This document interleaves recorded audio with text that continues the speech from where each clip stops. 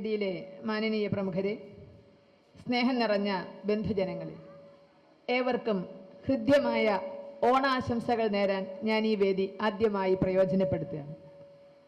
നാളികേരത്തിൻ്റെ നാട്ടിൽ എനിക്കൊരു നാഴിയിടങ്ങഴി മണ്ണുണ്ട് എന്ന ചിന്ത മാത്രമല്ല, ആ മണ്ണിൻ്റെ ഭാഗം തന്നെയാണ് എവിടെയൊക്കെ ചെന്നാലും, പശ്ചിമഘട്ടം കയറിയും കടന്നും ചെന്ന് ഏതന്യമായ ദേശങ്ങളിൽ ചെന്നാലും ഞങ്ങളുടെ വേരുകൾ അവിടെ തന്നെയാണ് എന്ന് ഉറച്ചു വിശ്വസിച്ചുകൊണ്ട് ഗൃഹാതുരത്വം പേറി വീണ്ടും ഒരു ഓണത്തെ കൂടി ഈ മറുനാടൻ മലയാളികൾ വരവേൽക്കുമ്പോൾ നിങ്ങളുടെ ആ സന്തോഷത്തിൽ നിങ്ങളിൽ ഒരാളായി പങ്കുചേരാൻ സാധിച്ചതിൽ അതിൻ്റെ സന്തോഷം വാക്കുകളെ കൊണ്ട് പ്രകടിപ്പിക്കാൻ വയ്യ എന്നൊരു വിഷമത്തിലാണ് സത്യം പറഞ്ഞാൽ ഇപ്പം നിൽക്കുന്നത്. ഓരോ മുഖത്ത് ഞാൻ കാണുന്നത് നിങ്ങളുടെ തറവാട്ട് മുറ്റത്ത്, ആ പിച്ച വെച്ച മുറ്റത്ത് പൂക്കളമിടുമ്പോൾ നിങ്ങൾക്കുണ്ടായിരുന്ന സന്തോഷം എന്താണോ, അവിടെ ഓണസദ്യ ഉണ്ണുമ്പോൾ ഉണ്ടായിരുന്ന സന്തോഷം എന്താണോ, കാരണവന്മാരുടെ കയ്യിൽ നിന്ന് ഓണക്കോടി വാങ്ങുമ്പോൾ ഉണ്ടാകുന്ന സന്തോഷം എന്താണോ, ഈ സന്തോഷത്തിൻ്റെ ഇടയിലൊക്കെ ഒരു പക്ഷേ ദീർഘകാലം അനുഭവിച്ച പട്ടിണിക്കിടയിൽ കിട്ടിയ ഒരു ഓണസദ്യയുടെ ആ തിളക്കം, അതൊക്കെ സത്യം പറഞ്ഞാൽ നിങ്ങളുടെ മുഖത്ത് നിന്ന് ഒപ്പിയെടുക്കാൻ സാധിക്കുന്നുണ്ട്.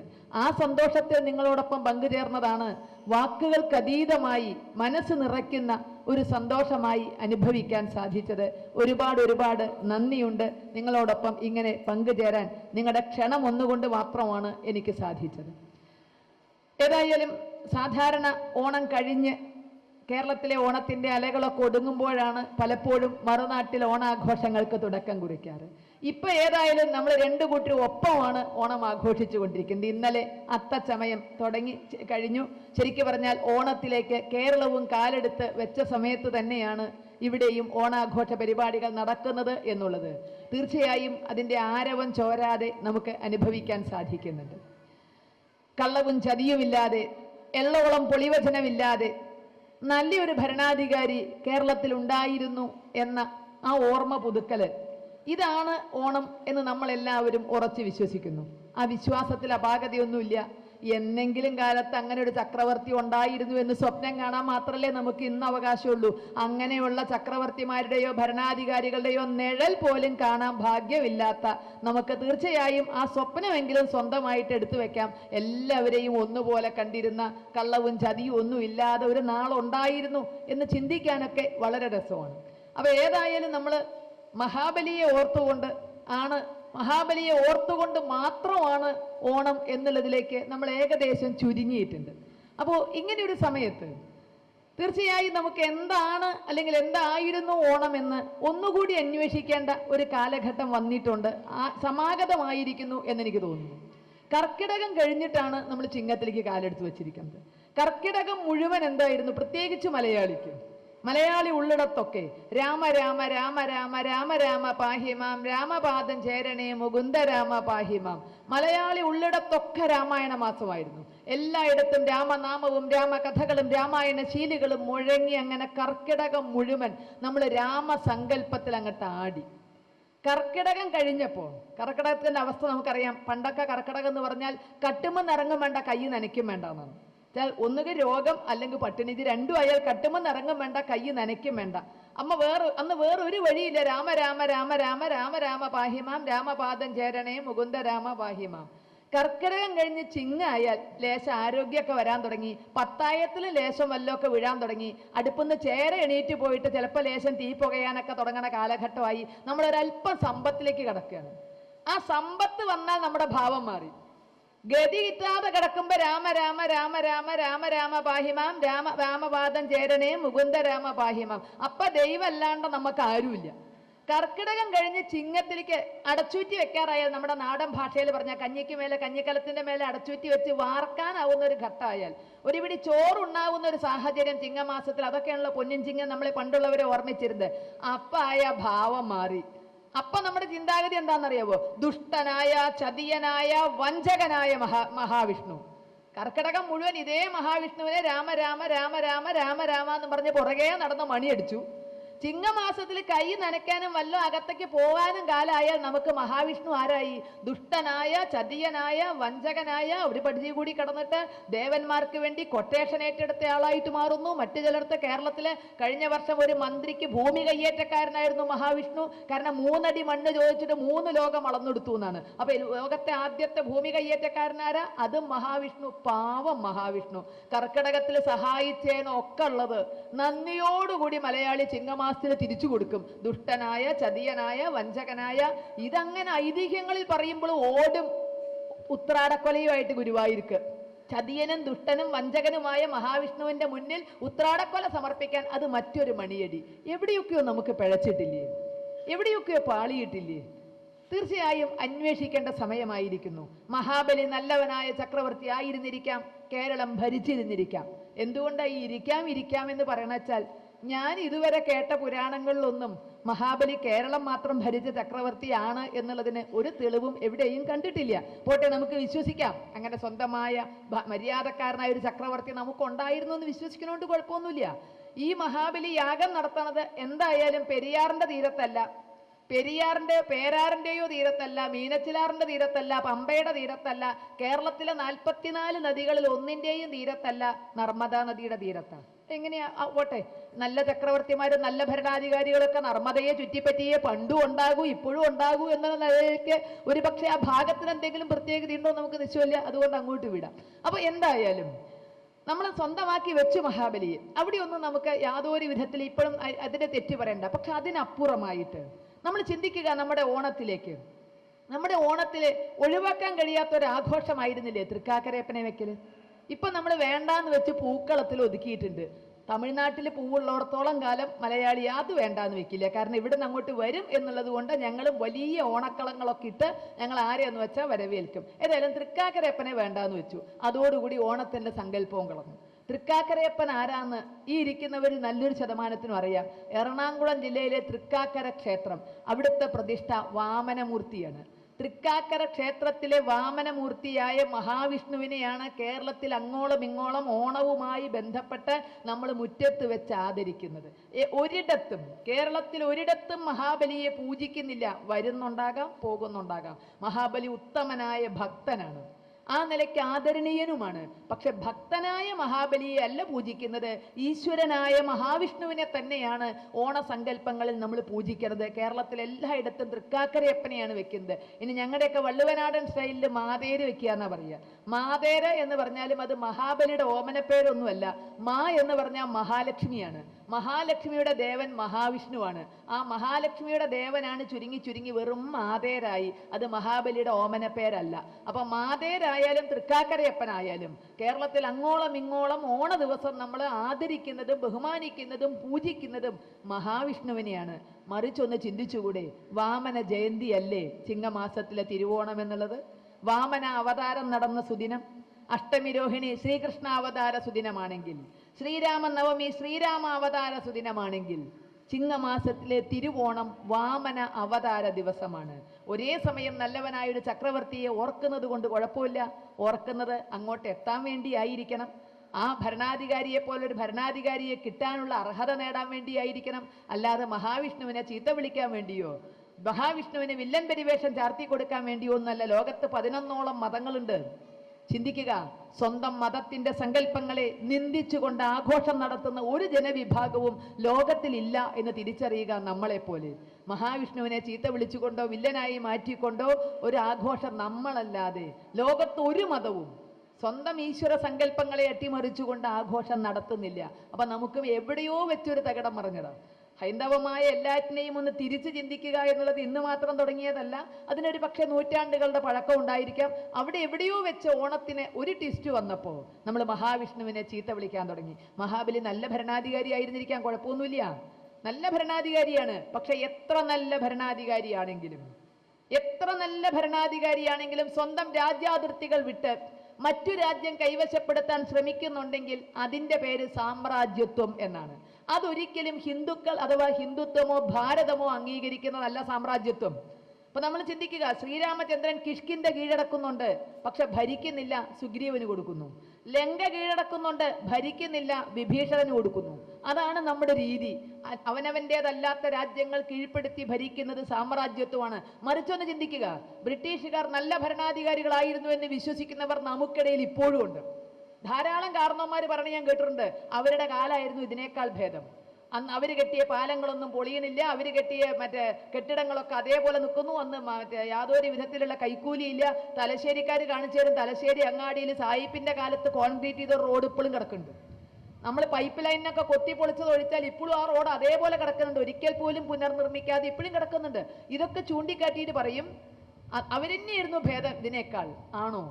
ബ്രിട്ടീഷുകാരായിരുന്നു നല്ല ഭരണാധികാരികളെങ്കിൽ നമുക്കൊരു കാര്യം ചെയ്യണം. ആഗസ്റ്റ് 15-ാം തീയതി ആ നല്ല ഭരണാധികാരികളെ നമുക്കില്ലാതാക്കാൻ വേണ്ടി പരിശ്രമിച്ച ആരാധ്യനായ തിലകന്റെയോ ഗാന്ധിജിയുടെയോ നേതാജിയുടെയോ ഒക്കെ പ്രതിമ നമുക്ക് അന്ന് കോലം കത്തിക്കാം. കാരണം ഇവരൊക്കെ കൂടി പണിപ്പെട്ടിട്ടല്ലേ ആ നല്ല ഭരണാധികാരികൾ നമുക്കില്ലേണ്ടത്. അവരുടെയൊക്കെ കോലം കത്തിക്കാം. പകരം നമുക്ക് മൗണ്ട് ബാറ്റന്റെയോ കഴ്സൺ പ്രഭുവിന്റെയോ വില്യം ബെന്റിക്കിന്റെയോ ഒക്കെ പ്രതിമ വെച്ച് അന്ന് പൂജിക്കാം. കാരണം നല്ല ഭരണാധികാരികൾ അവരായിരുന്നില്ലേ? അവരെ നമുക്ക് ഇല്ലാതാക്കാൻ വേണ്ടി സ്വാതന്ത്ര്യ സമരം നടത്തിയവരല്ലേ? അപ്പൊ വില്ലന്മാരാവേണ്ടത്? നമുക്കറിയാമല്ല എന്നുള്ളത്. എത്ര നല്ല ഭരണാധികാരികളായിരുന്ന ബ്രിട്ടീഷുകാരെങ്കിലും നമ്മെ ഭരിക്കേണ്ടത് നമ്മളാണ്. ആരാന്റെ പല്ലിനേക്കാൾ അവനവന്റെ തൊണ്ണ എന്ന നാടൻ ചൊല്ല് വെറുതെയല്ല പറഞ്ഞിരിക്കുന്നത്. അവരെത്ര നല്ല ഭരണാധികാരികളാണെങ്കിലും അവർക്ക് നമ്മെ ഭരിക്കാൻ അവകാശമില്ല. നമ്മളെ ഭരിക്കേണ്ടത് നമ്മളാണ്. ഇതാണ് നമ്മുടെ സ്വാതന്ത്ര്യ സമരത്തെ നയിച്ചതെങ്കിൽ മഹാവിഷ്ണുവിനെ മനസ്സിലാക്കാൻ നമുക്ക് ബുദ്ധിമുട്ടുണ്ടാകുമോ? തൻ്റേതല്ലാത്ത നാടുകളിലേക്ക് അധികാരം വ്യാപിപ്പിക്കാൻ എത്ര നല്ല ഭക്തനാണെങ്കിലും ആ ഭക്തന്റെ ഭക്തിയെ അംഗീകരിച്ചുകൊണ്ട്, ശുദ്ധിയെ അംഗീകരിച്ചുകൊണ്ട്, ആ സാമ്രാജ്യത്വം എന്ന കടന്നുകയറ്റത്തെ മാത്രം അതിനെ പ്രതിരോധിക്കാൻ ഒരു കുഞ്ഞിക്കാലടി വെക്കാൻ അവതരിച്ച വാമനനെ ചിങ്ങമാസത്തിലെ തിരുവോണ നാളിൽ നമ്മൾ ഓർക്കുമ്പോൾ, പൂജിക്കുമ്പോൾ നമ്മുടെ മനസ്സിലും ഉണ്ടാകണം സാമ്രാജ്യത്വത്തിനെതിരായ ഒരു ചിന്താഗതി. അത് സാമ്പത്തികമായ സാമ്രാജ്യത്വമാകാം, അതുമല്ലെങ്കിൽ രാഷ്ട്രീയമായ സാമ്രാജ്യത്വമാകാം, വിശ്വാസപരമായ സാമ്രാജ്യത്വമാകാം. ഇതൊക്കെ നമ്മൾ ഇന്ന് അനുഭവിക്കുന്നുണ്ട്. എൻ്റെ വിശ്വാസം മാത്രം ശരി, നിങ്ങളുടേതെല്ലാം ശരിയല്ല, നിങ്ങളിലേക്ക് കടന്നു കയറാൻ എനിക്ക് അധികാരമുണ്ട് എന്നൊരു വിശ്വാസം പറയുന്നുണ്ടെങ്കിൽ അതൊരു തരം സാമ്രാജ്യത്വമാണ്. നിങ്ങളുടെയൊക്കെ തുടച്ചു നീക്കി എൻ്റെ വിശ്വാസം അങ്ങോട്ട് സ്ഥാപിക്കണം. ഇത് നമ്മുടെ മുക്കിലും മൂലയിലും എവിടെയെങ്കിലും നടക്കുന്നുണ്ടെങ്കിൽ ഒരു കുഞ്ഞിക്കാലടി മനസ്സിൽ അവതരിച്ചേ മതിയാകൂ. അത്തരം വിശ്വാസപരമായ സാമ്രാജ്യത്വത്തെ ചവിട്ടി താഴ്ത്താൻ ഏത് പാതാളത്തിലേക്കായാലും വേണ്ടില്ല. അത്തരം വിശ്വാസങ്ങളെ നമ്മളിലേക്ക് കടന്നു കയറുന്ന, നമ്മുടേത് തെറ്റെന്ന് പറഞ്ഞ അധീശത്വം സ്ഥാപിക്കാൻ ശ്രമിക്കുന്ന വിശ്വാസങ്ങൾക്ക് മേൽ ഒരു കുഞ്ഞിക്കാലടി.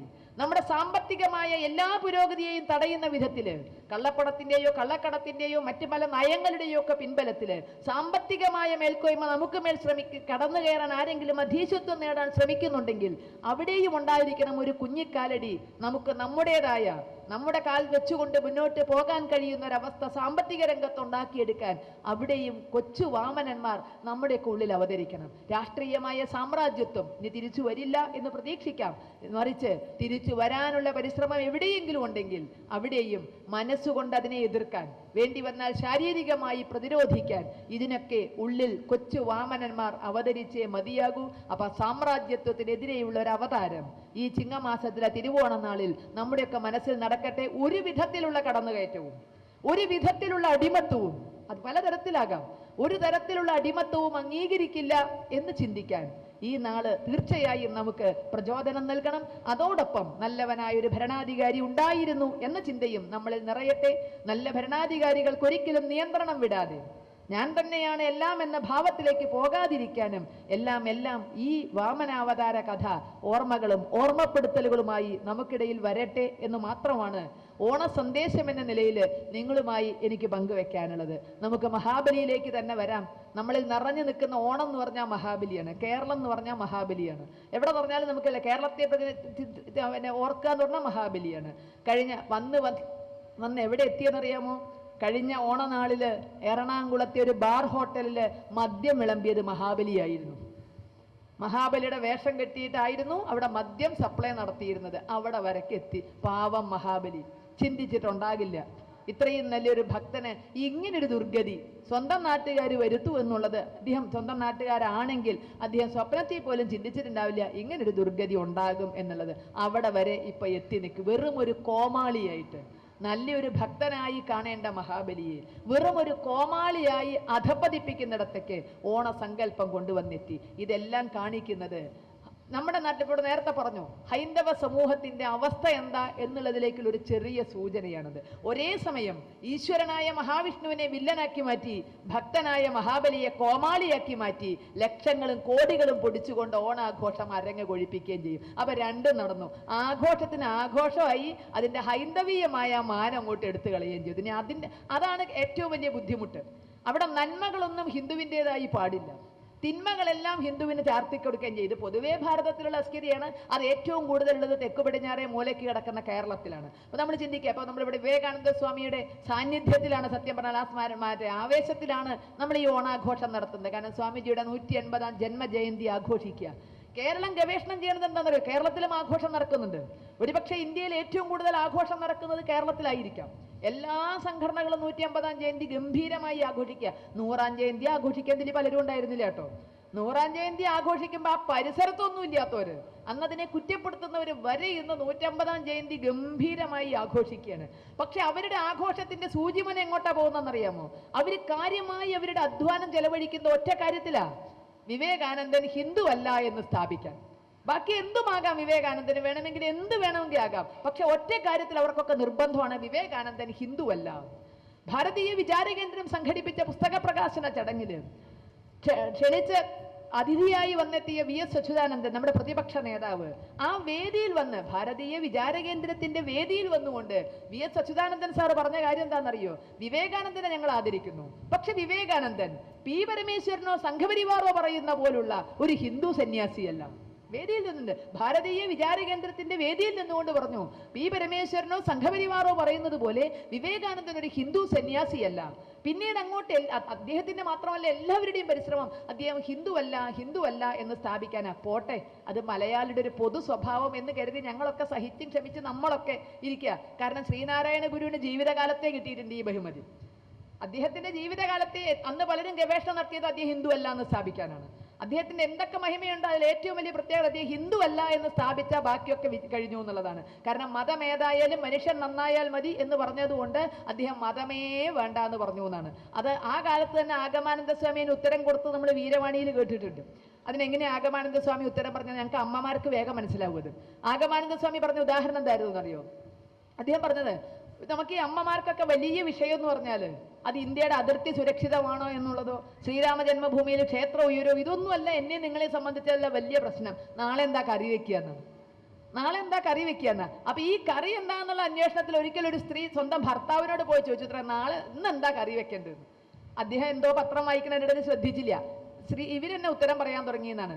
സാമ്പാർ വെക്കാല്ലേ എന്ന് പറഞ്ഞു. നമ്മളങ്ങനെ തന്നെയുള്ള, നമ്മൾ തന്നെ ചോദിക്കും, നമ്മൾ തന്നെ പറയും. കാരണം അപ്പുറത്ത് കിട്ടുന്നില്ലെങ്കിൽ വേറെ വഴിയൊന്നുമില്ലല്ലോ. സാമ്പാർ വെക്കാല്ലേ എന്ന് പറഞ്ഞു. അവിടെ ഒരു ഉത്തരവും ഇല്ല. സാമ്പാർ അതിൽ കേട്ടിട്ടേ ഇല്ല, ഇന്റർനാഷണൽ കാര്യങ്ങളിലാണ്. ഉടനെ ഭാര്യ പറഞ്ഞു, എന്നും ഈ സാമ്പാറായിട്ട് മടുത്തു, നമുക്കൊരു കാര്യം ചെയ്യാം, എരിശ്ശേരി വെക്കാല്ലേ എന്ന്. അതിനും അവിടുന്ന് ഉത്തരവില്ല. പിന്നെ ഭാര്യ പറഞ്ഞു, എരിശ്ശേരിയൊക്കെ കൂട്ടിയിട്ട് എങ്ങനെയാ ഊണ് കഴിക്കുക, ഒരു പുളിയുടെ സ്വാദൊക്കെ ഇല്ലാണ്ട് ഉണ്ണാൻ പറ്റുമോ, നമുക്ക് പുളിശ്ശേരി ആവാല്ലേ എന്ന് പറഞ്ഞു. അതിനും അവിടുന്ന് ഉത്തരവൊന്നുമില്ല. പുളിശ്ശേരി വെച്ച പിള്ളേര് കൂട്ടില്ല, നമുക്ക് അടുത്ത ഏതോ കറിയിലേക്ക് കിടക്കാൻ തുടങ്ങുക. ഉടനെ ഭർത്താവ് തൻ്റെ കോൺസെൻട്രേഷൻ പോവുക. അവിടുന്ന് പത്രത്തിന് തലയൊന്ന് പൊക്കിയിട്ട് കറി എന്തായാലും കൊള്ളാം, സാധം ഉണ്ടായാൽ മതി എന്ന് പറഞ്ഞു.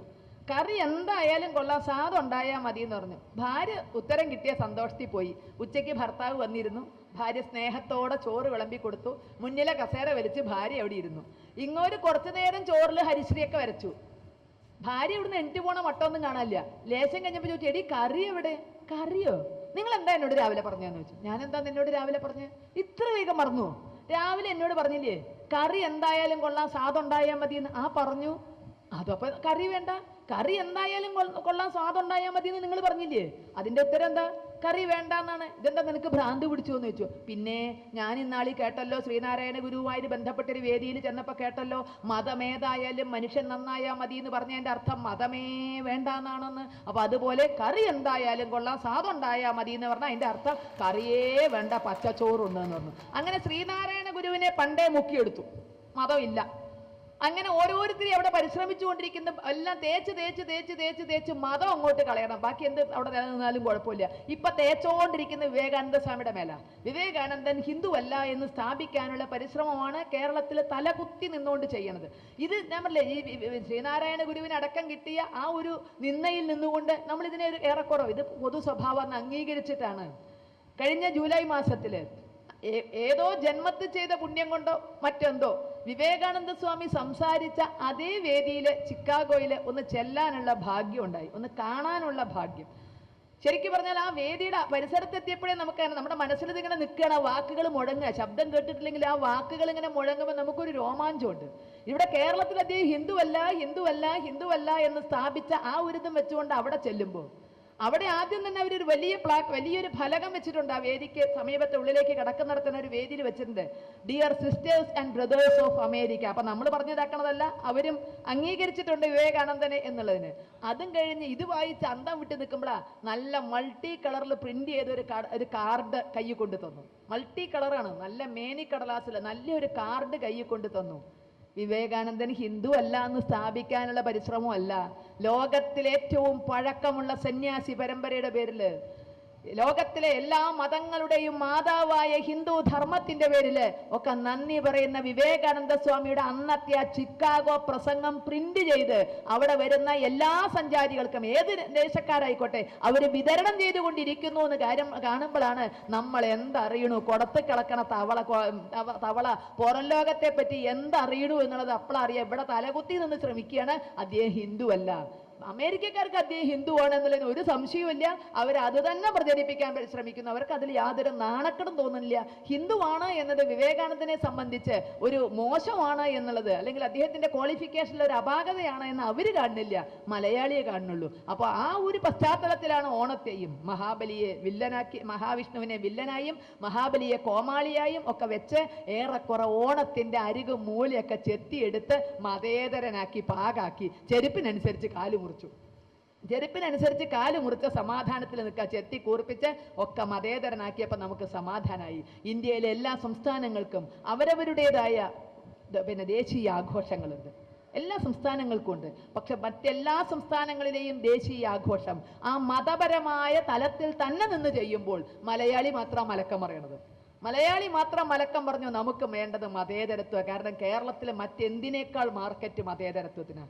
അതിനോട് നമുക്ക് ബാക്കി എന്തിനോടും വിട്ടുവീഴ്ചയുണ്ട്, മതേതരത്വത്തോട് മാത്രം വിട്ടുവീഴ്ചയില്ല എന്നാണ്. കേരളത്തിലൊരു നേതാവ്, തമാശയൊക്കെ ആവാട്ടോ, പറഞ്ഞു കേട്ടതാണ്, ഒരു നേതാവ് ഒരു ഹർത്താൽ ദിവസം വീട്ടിലുണ്ടായിരുന്നു അത്ര, ബാക്കി ദിവസങ്ങളിലൊന്നും ഉണ്ടാവില്ല. അപ്പോൾ ഒരു ഹർത്താൽ ദിവസം ഭർത്താവിനെ കിട്ടിയപ്പോൾ ഭാര്യയ്ക്ക് സന്തോഷമായി. വല്ലതൊക്കെ കേമമായിട്ട് വെച്ച് കൊടുക്കാതെ വെച്ചിട്ട് അവർ പഴയ വനിതാ മാഗസിനൊക്കെ തപ്പിയെടുത്ത് ഏതെന്നോ ഒരു നല്ല റെസിപ്പിയൊക്കെ കണ്ടുപിടിച്ച് എന്തോ ഒരു പുതിയ പലഹാരം ഉണ്ടാക്കി ഭർത്താവിന് വിളമ്പി കൊടുത്തു. മുന്നിലിങ്ങനെ ഇരുന്നു, പുകഴ്ത്തി വല്ലതും പറയുന്നു വിചാരിച്ചിട്ടാണ് ഈ മുന്നിലിരിക്കണത്, എന്നാലല്ലേ ഇപ്പോൾ ഈ ചെയ്ത പണിയൊക്കെ കാര്യമുള്ളൂ. മുന്നിലിങ്ങനെ ഇരുന്നു, ഇദ്ദേഹം വെട്ടി വിഴിഞ്ഞ ഒരക്ഷരം പറയണില്ല. ക്ഷമ നശിച്ചപ്പോൾ ഭാര്യ അങ്ങോട്ട് ചോദിച്ചാൽ ചേട്ടാ വല്ലതും പറയും, എങ്ങനെയുണ്ട് എന്ന് വെച്ചു. കൊള്ള, ഓ ഇതെന്തോ ഒരു മാതിരി പറയലായി പോയല്ലോ ചേട്ടാ, യഥാർത്ഥമായ അഭിപ്രായം പറയും. ഞാൻ ഇത്രയും ബുദ്ധിമുട്ടി ഉണ്ടാക്കി തന്നിട്ട് ഇതിന്റെ യഥാർത്ഥമായ അഭിപ്രായം എന്താണെന്ന് വായലുള്ളത് അങ്ങോട്ട് ഇറക്കിയിട്ട് ശേഷം പറഞ്ഞു, സംഗതി ഉണ്ടല്ലോ 100% മതേതരായിട്ടുണ്ട് എന്ന് പറഞ്ഞു. 100% മതേതരം.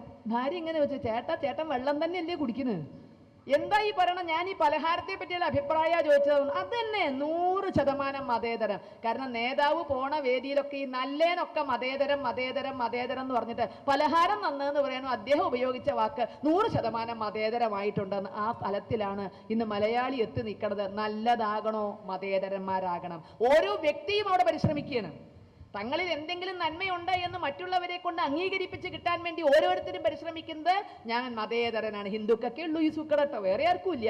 ഞാൻ മതേതരനാണ് എന്ന് സ്ഥാപിച്ചാലേ എൻ്റെ നന്മ മറ്റുള്ളവർ അംഗീകരിക്കുള്ളൂ. ഒരു TV-യിൽ ഒരു ടോക്ക് ഷോയിൽ ഒരിക്കൽ പങ്കെടുത്ത് കഴിഞ്ഞപ്പോൾ അതിനുശേഷം കേരളത്തിലെ വളരെ പ്രമുഖനായ ഒരാൾ, സൂചനകൾ ഒന്നും തരുന്നില്ല കാരണം നിങ്ങൾ മണത്ത് നോക്കണ്ടെന്ന് വിചാരിച്ചിട്ടാണ്, വളരെ പ്രമുഖനായ ഒരു വ്യക്തി ആ ടോക്ക് ഷോ സമാപിച്ചു കഴിഞ്ഞപ്പോൾ എൻ്റെ അടുത്ത് വന്നിട്ട് പറഞ്ഞു, ടീച്ചർ പറഞ്ഞ പോയിന്റുകളൊക്കെ വളരെ നല്ല പോയിന്റുകളാണ്, ആരും ശ്രദ്ധിക്കും. പക്ഷെ ഒരു കുഴപ്പം എന്താണെന്നറിയോ ടീച്ചറെ, ടീച്ചർ അങ്ങോട്ട് തുടങ്ങിയാൽ അറിയാൻ ടീച്ചർ ഒരു വിഭാഗത്തിന്റെ ആളാണെന്നുള്ളത്.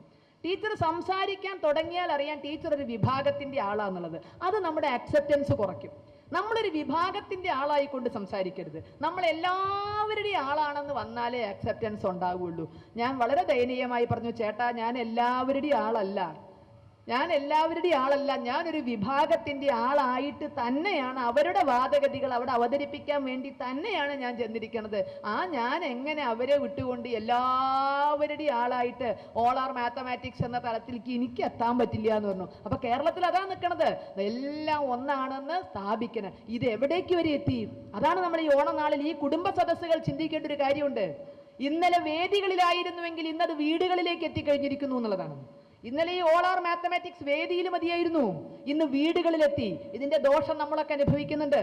നമ്മുടെ മക്കൾ പല വഴിക്ക് പോകുന്നതിന് ഒരു കാരണം, നമ്മുടെ മക്കൾക്ക് ധാർമ്മികമായ മതത്തിൻ്റെതായ ഒരു അടിത്തറയില്ല. ഈ വെള്ളത്തിൽ പൊങ്ങിക്കിടക്കുന്ന പോളകളെ പോലെയാണ്, മറ്റേ പായൽ മാതിരിയാണ്. ഇങ്ങോട്ട് നീക്കി അങ്ങോട്ട് പോവും, അങ്ങോട്ട് നീക്കി അങ്ങോട്ട് പോവും. കാരണം വീട്ടിൽ നിന്നേ പഠിപ്പിക്കണ എല്ലാം കണക്കാണ്, എല്ലാ മതവും ഒന്ന്, എല്ലാം കണക്ക്. തമാശയ്ക്ക് വേണ്ടിയാണ്, ഇതിനൊന്നും ആധികാരികതയൊന്നും ഉണ്ടാവില്ല, എവിടെയാണെന്നൊന്നും ചോദിക്കേണ്ട. ഒരു വിദ്വാൻ ഇപ്പോൾ കേരളത്തിലെ ഏറ്റവും കൂടുതൽ, കേരളത്തിലല്ല ഭാരതത്തിൽ സ്ത്രീ പീഡന കേസുകൾ കൂടിക്കൊണ്ടിരിക്കുകയാണ്. കേരളത്തിന് സ്വന്തമൊന്നുമല്ല, എല്ലാ മഹാനഗരങ്ങളും കുതിച്ചുകൊണ്ടിരിക്കുക. ഈ അയലോക്കത്തൊരു സ്ത്രീയെ കയറിയിട്ട് അരുതാത്ത എന്തോ ചെയ്തു, സംഗതി പിടിച്ചു. പോലീസുകാർ കേസ് ചാർജ് ചെയ്ത് ആളെ മജിസ്ട്രേറ്റിന് മുമ്പിൽ ഹാജരാക്കി കോടതിയിൽ. മജിസ്ട്രേറ്റ് ഈ കുറ്റപത്രം ഒന്ന് ഓടിച്ചു. എന്നിട്ട് അവസാനം ചോദിച്ചു, ഓടിച്ച് വായിച്ചു ചോദിച്ചു, ഈ കുറ്റം താങ്കൾ ചെയ്തിട്ടുണ്ടോ എന്ന് ചോദിച്ചു. ഉടനെ പ്രതി പറഞ്ഞു, ഇല്ല, ഞാനൊരു തെറ്റും ചെയ്തിട്ടില്ല എന്നാണ്. വക്കീൽ പഠിപ്പിച്ചതാകാം, പക്ഷെ അതിനേക്കാൾ ബോൾഡായിട്ടാണ് പറഞ്ഞത്, ഇല്ല, ഞാനൊരു തെറ്റും ചെയ്തിട്ടില്ല എന്നാണ്. വക്കീൽ മജിസ്ട്രേറ്റ് ഒന്നും കൂടി വായിച്ചു. അയലൊക്കത്ത് ആളില്ലാത്ത നേരത്ത് മതിൽ ചാടിക്കടന്ന് അടുത്ത വീട്ടിൽ കയറി ആ സ്ത്രീയെ ആ കുറ്റകൃത്യം അങ്ങോട്ട് ശരിക്കും വായിച്ചു. അത് ഞാൻ ചെയ്തിട്ടുണ്ട് എന്ന് പറഞ്ഞു. ഈ പറഞ്ഞത് ഞാൻ ചെയ്തിട്ടുണ്ട് എന്ന് പറഞ്ഞു. അപ്പൊ നേരത്തെ നിഷേധിച്ചതോ, ഞാനൊരു തെറ്റും ചെയ്തിട്ടില്ല സാറേ, ഞാനൊരു തെറ്റും ചെയ്തിട്ടില്ല, ഈ പറഞ്ഞതൊക്കെ ഞാൻ ചെയ്തിട്ടുണ്ട് എന്ന് പറഞ്ഞു. ഇതെങ്ങനെയാ തെറ്റാവാണ്ടിരിക്കുക? എൻ്റെ സാറേ, എനിക്ക് അങ്ങനെ ഭേദഭാവമൊന്നുമില്ല, എൻ്റെ ഭാര്യയാന്നോ അയലക്കത്തെ ഭാര്യയാന്നോ എനിക്ക് ഒരു വ്യത്യാസമില്ല, ഞാൻ അദ്വൈതത്തിലെത്തിയ ആളാണെന്ന് പറഞ്ഞു. ഞാൻ അദ്വൈതത്തിലെത്തിയതാണ്. അദ്വൈതത്തിന് ഞാനെന്നോ ഈശ്വരനെന്നോ പേരും രണ്ടില്ലല്ലോ, എല്ലാം ഒന്നാണ്. ഞാൻ അദ്വൈതത്തിലെത്തിയ ആളാ സാറേ, എനിക്ക് എൻ്റെ ഭാര്യയാന്നോ അയലക്കത്തെ ഭാര്യയാന്നോ ഒരു വ്യത്യാസമില്ല. ഇങ്ങനെയാണ് ഒരു ശരാശരി ഹിന്ദു വീട്ടിൽ പോലും സംസാരിക്കുന്നത്. നമ്മളൊക്കെ അദ്വൈതത്തിലെത്തി, എല്ലാ മതവും ഒന്ന്, എല്ലാ വിശ്വാസവും ഒന്ന്, എല്ലാ മതത്തെയും സ്നേഹിക്കാം, എല്ലാ മതസ്ഥരെയും വിശ്വസിക്കാം. പക്ഷെ ഒരു ഗൃഹസ്ഥാശ്രമി വീട്ടിൽ പുലർത്തേണ്ടത് ഈ വിശ്വാസമല്ല. അവരവർക്ക് അവരവരുടേതായ ആചാരങ്ങളുണ്ട്, നിഷ്ഠകളുണ്ട്. അതിൽ ഉറച്ചു നിൽക്കുമ്പോഴേ നമുക്ക് ആ ധർമ്മത്തിലൂടെ മുന്നോട്ട് പോകാൻ കഴിയൂ. ഒരു ഹിന്ദുവായിട്ട് മാത്രമേ നമുക്ക് എല്ലാവരെയും അംഗീകരിക്കാൻ കഴിയൂ. അപ്പോഴേ ലോകാസമസ്തയിലേക്ക് എത്താൻ പറ്റൂ. അല്ലെങ്കിൽ ഇതുപോലെയും ഞാൻ ലോകാസമസ്തയിൽ വിശ്വസിക്കുന്ന എല്ലാം ഒന്ന്, ഓൾ ആർ മാത്തമാറ്റിക്സ് എന്ന തലത്തിലേക്ക് പോകുമ്പോഴാണ് വെറും പോളയെ പോലെ നമ്മൾ അങ്ങോട്ടും ഇങ്ങോട്ടും തട്ടി നീങ്ങുന്ന ഒരവസ്ഥ. മറ്റെല്ലാവരും അവരവരുടെ മതങ്ങൾ നിഷ്ഠയോടുകൂടി അനുഷ്ഠിക്കുമ്പോൾ നമ്മൾ മാത്രം എല്ലാം കണക്കെന്ന് പറഞ്ഞു വരുമ്പോൾ ഉണ്ടാകുന്ന തകരാറുകളാണ് ഇന്ന് ഹൈന്ദവ സമൂഹം അനുഭവിക്കുന്ന എല്ലാ ഭീഷണികൾക്കും, എല്ലാ പൊരുത്തക്കേടുകൾക്കും പ്രധാനമായ കാരണം. അപ്പൊ ഗൃഹസ്ഥാശ്രമി എന്ന നിലയിൽ നമുക്കൊക്കെ ബാധ്യതയുണ്ട്.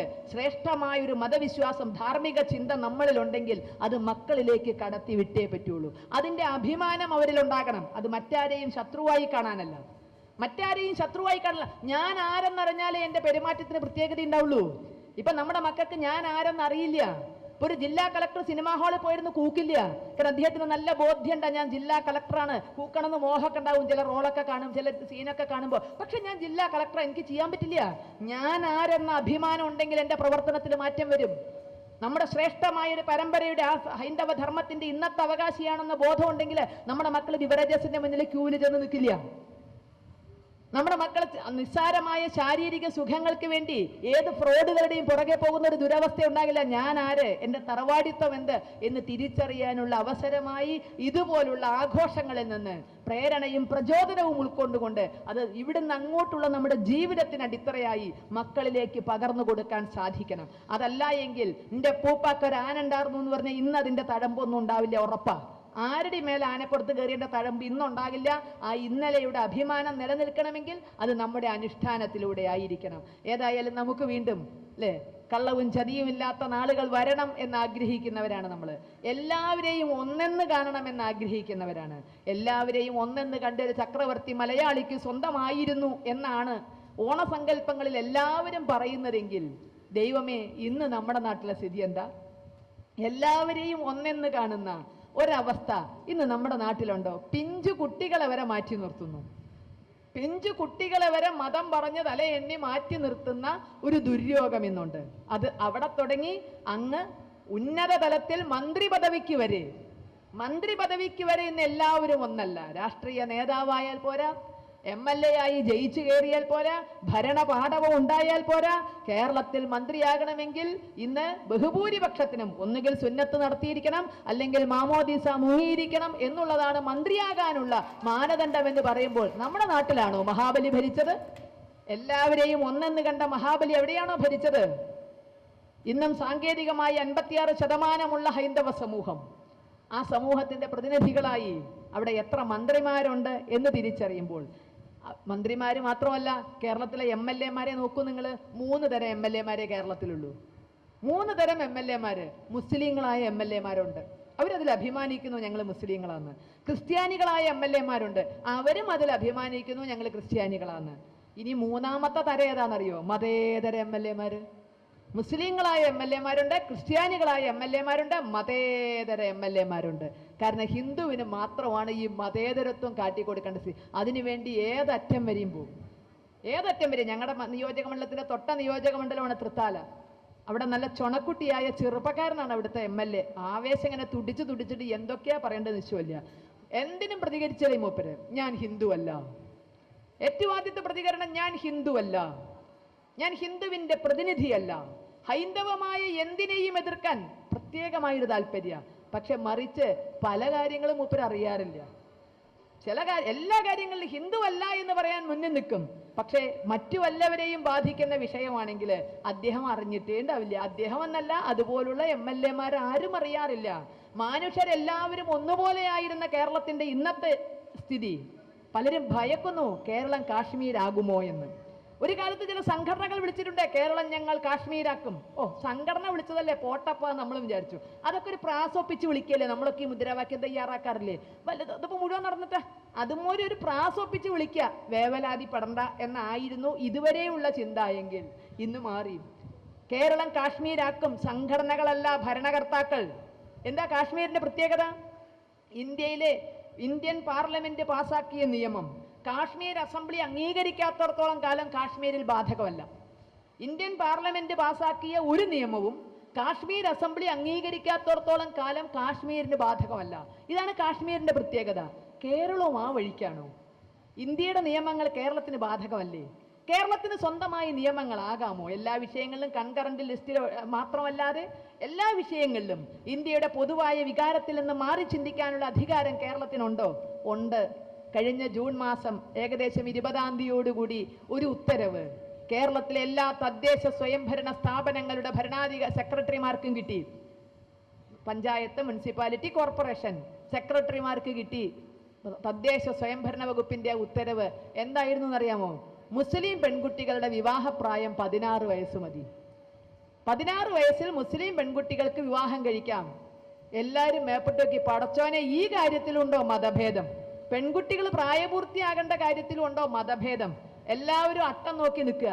അപ്പോഴാണ് എനിക്ക് ഒരു കാര്യം ഓർമ്മ വന്നത്. ഉണ്ടല്ലോ, ചില വ്യത്യാസങ്ങളൊക്കെ ഉണ്ട്. എൻ്റെ വീട്ടിലെ നാടൻ മാവ് കായ്ക്കാൻ 10-15 കൊല്ലെടുത്തു. നാടൻ മാവ് കായ്ക്കാൻ 10-15 കൊല്ലെടുത്തു. അതേസമയം സങ്കര ഇനം മുമ്പുണ്ടല്ലോ, ക്രോസ്, അത് 3 കൊല്ലം കൊണ്ട് കായ്ക്കും. ക്രോസ് ആണെങ്കിൽ 3 കൊല്ലം കൊണ്ട് കായ്ക്കും. നാടൻ മാവ് കായ്ക്കാൻ 10-15 കൊല്ലെടുക്കും. അപ്പൊ ഇന്ത്യൻ ഒറിജിനല് വിദേശ മതങ്ങൾ ഒട്ടിച്ചേർത്തുണ്ടാക്കുന്ന ബഡ്ഡിങ്ങോ ഗ്രാഫ്റ്റിങ്ങോ ഒക്കെ നടത്തി ഉണ്ടാക്കുമ്പോൾ 16 വയസ്സിലെ പ്രായപൂർത്തിയാകുമായിരിക്കാം. അതായിരിക്കാം മന്ത്രി പറഞ്ഞ ഇത്തരം ഒരു ഉത്തരവിന്റെ അടിസ്ഥാനം. എല്ലാവരും അന്തം വിട്ടു നിന്നു. തദ്ദേശ സ്വയംഭരണ വകുപ്പിന്റെ ഉത്തരവ് 16 വയസ്സിൽ മുസ്ലിം പെൺകുട്ടികൾക്ക്, എല്ലാവർക്കും ഇല്ല, മുസ്ലിം പെൺകുട്ടികൾക്ക് വിവാഹം കഴിക്കാം കേരളത്തിൽ മാത്രം എന്ന് വന്നപ്പോ ഞങ്ങളൊക്കെ പ്രതീക്ഷിച്ചൊരു കാര്യമുണ്ട്. തമാശയ്ക്ക് ആദ്യമൊക്കെ പറഞ്ഞത് കേട്ടോ. ഇത് കേട്ടപ്പോൾ പെട്ടെന്നുള്ള പ്രതികരണത്തിൽ പറഞ്ഞതാ, അടുത്ത ഉത്തരവ് കേരളത്തിലെ വിദ്യാഭ്യാസ മന്ത്രിയുടെ ആവും. തദ്ദേശ സ്വയംഭരണ വകുപ്പ് മന്ത്രി പറഞ്ഞു 16 വയസ്സിൽ വിവാഹം കഴിക്കാം മുസ്ലിം പെൺകുട്ടികൾക്ക് എന്ന്. അടുത്ത ഉത്തരവ് കേരളത്തിലെ വിദ്യാഭ്യാസ മന്ത്രി അബ്ദുൾ റബ്ബ് ഇറക്കും. അതെന്താണെന്നറിയോ?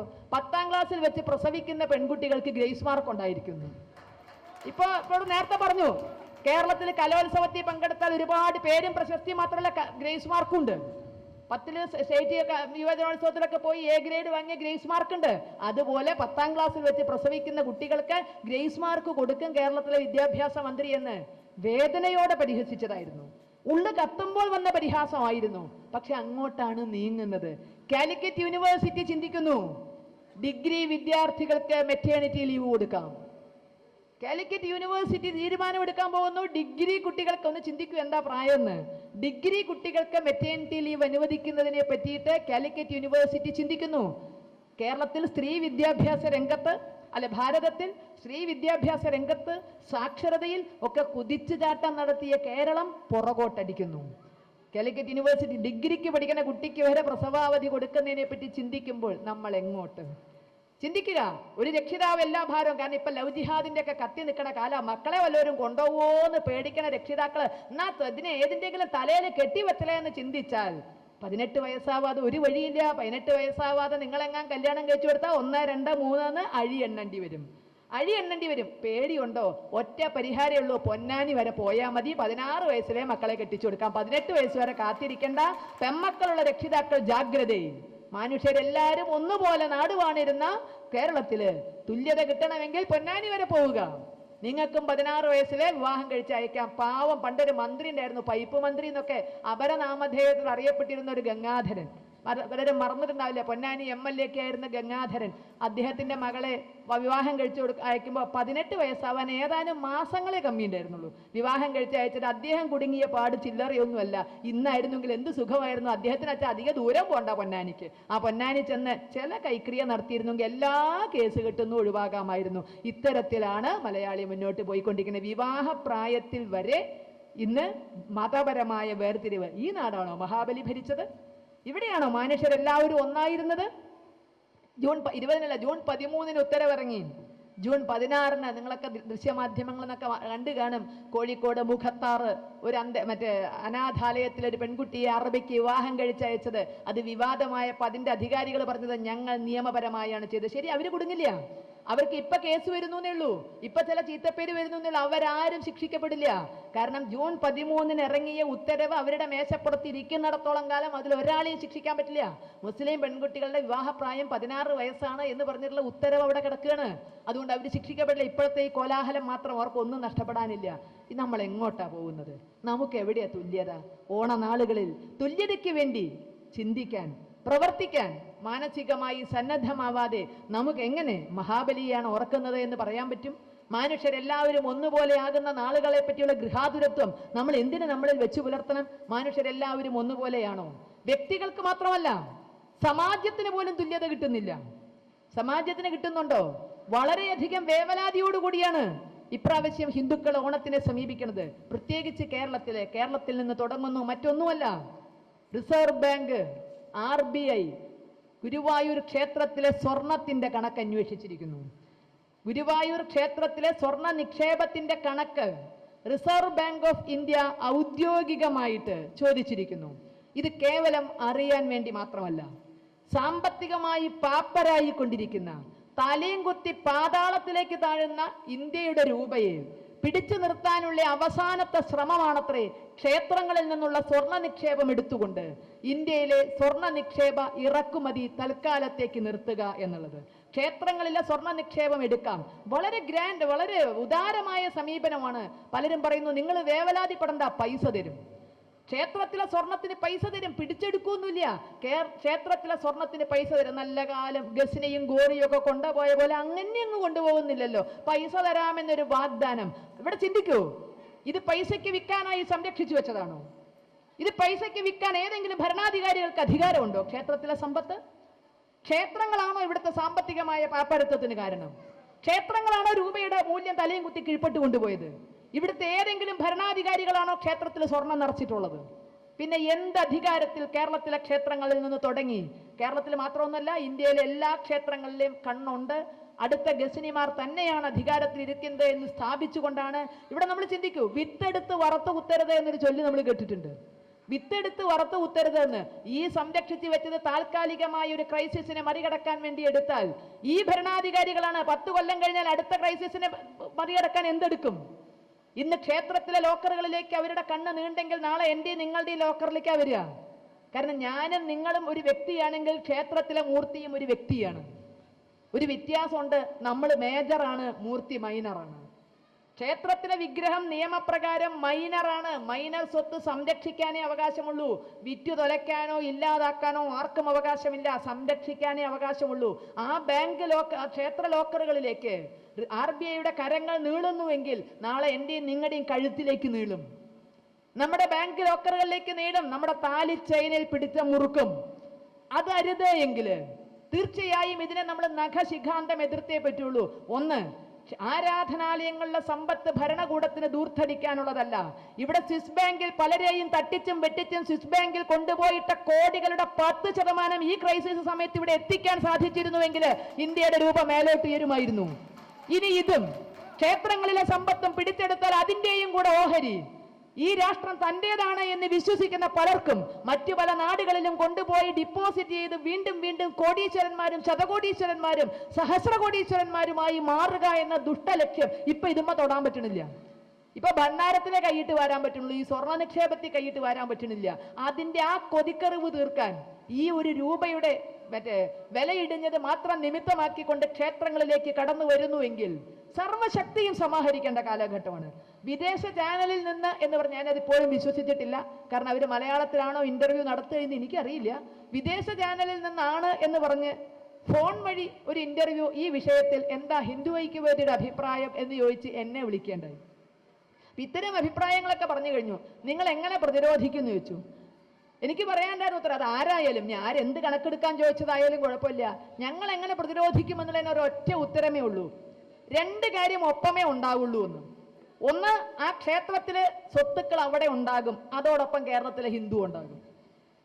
കേരളത്തിലെ ഹിന്ദു ഉണ്ടാകും. ക്ഷേത്രത്തിലെ സ്വത്തുക്കൾ അവിടെ ഇല്ല എങ്കിൽ അത് അവിടുന്ന് നീക്കം ചെയ്തു എങ്കിൽ ഒന്ന് മനസ്സിലാക്കാൻ, കേരളത്തിൽ ഒരു ഹിന്ദു പോലും ജീവനോടെ ഇരിക്കുന്നില്ല എന്ന് മനസ്സിലാക്കാം. എന്നാൽ മാത്രമേ അതൊന്നും ഒരു തരി അവിടുന്ന് എടുക്കുള്ളൂ. 2 ഒപ്പേ ഉണ്ടാവുള്ളൂ. ഒന്നെങ്കിൽ ക്ഷേത്രത്തിലെ സ്വത്ത് അവിടെ ഉണ്ടാവും, കേരളത്തിൽ ഹിന്ദു അവശേഷിച്ചിട്ടുണ്ടാകും. കേരളത്തിൽ ഹിന്ദു അവശേഷിക്കാത്തൊരു സ്ഥിതി വരുമ്പോൾ, മരുന്നിന് പോലും ഒന്നില്ലാത്തൊരു സ്ഥിതി വരുമ്പോൾ അല്ലാതെ ഗുരുവായൂരെ ആകട്ടെ, മറ്റേ ഏറ്റുമാനൂരെ ആകട്ടെ, അല്ലെങ്കിൽ പൂർണ്ണത്രയീശന്റെ ആകട്ടെ, അനന്തപത്മനാഭസ്വാമിയുടെ ആകട്ടെ, ഇതിന്നൊന്നും ഒരു തരി എടുക്കുന്നുവെങ്കിൽ അതിന്റെ അർത്ഥം കേരളത്തിൽ ഹിന്ദു അവശേഷിച്ചു കഴിഞ്ഞു എന്നാണ്. ഈ ഓണക്കാലത്ത് തീർച്ചയായും ആ ഒരു ആത്മവിശ്വാസം എല്ലാ മലയാളിയിലും നിറയേണ്ടതാണ്. ആ നീരാളിക്കൈകൾ ഇനി എങ്ങോട്ടും കടന്നു വരരുത്. അവരെന്നോട് ചോദിച്ചൊരു ചോദ്യമുണ്ട്, പള്ളികളിൽ എടുത്താൽ ക്ഷേത്രത്തിൽ എടുത്തൂടെ? ഒന്ന്, പള്ളികളിൽ എടുക്കില്ല എന്ന് നമുക്കറിയാം. അതിന് തക്ക നട്ടലിന് ആണത്തോള്ള ആരും ഇന്ത്യയിൽ ജനിച്ചിട്ടില്ല എന്നുള്ളത് വേറൊന്ന്. 2, ഞാൻ പറഞ്ഞു പള്ളികളിലേയും എടുക്കാൻ പാടില്ല. കാരണം ആരാധനാലയങ്ങളല്ല ഈ ക്രൈസിസിന് ഉത്തരവാദി. പള്ളികളോ ക്ഷേത്രങ്ങളോ അല്ല ഈ ക്രൈസിസിന് ഉത്തരവാദി.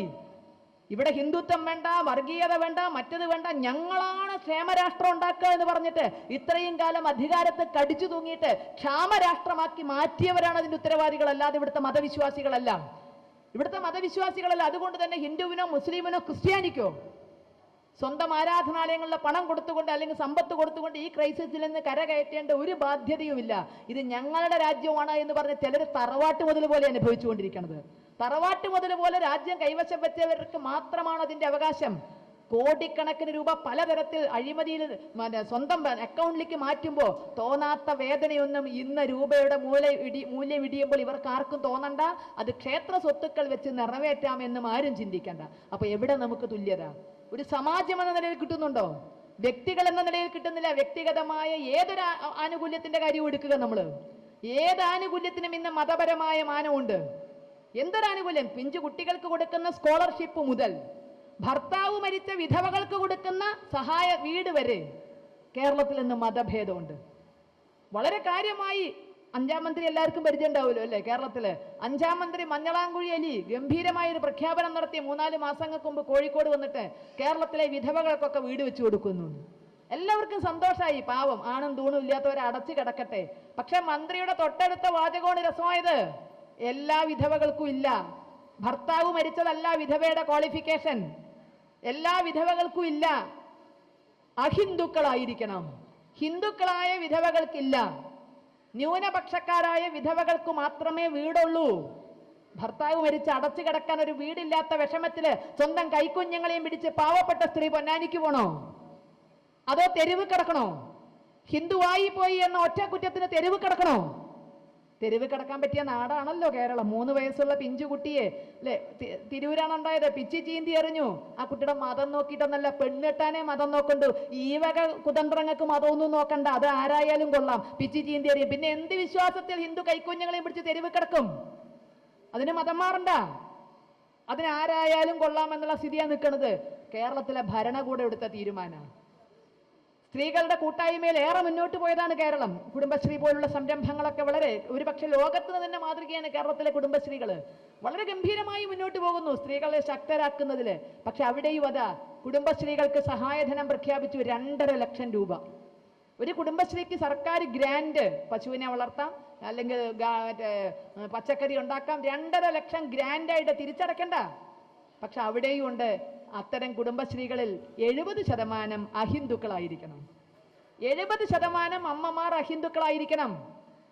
ചില സ്ഥലത്ത് ഹിന്ദുക്കൾ മാത്രമേ ഉള്ള സ്ഥലങ്ങളുള്ളൂ, അവർക്ക് ഈ പൈസ കിട്ടില്ല. അവരെന്ത് ചെയ്താൽ മതി?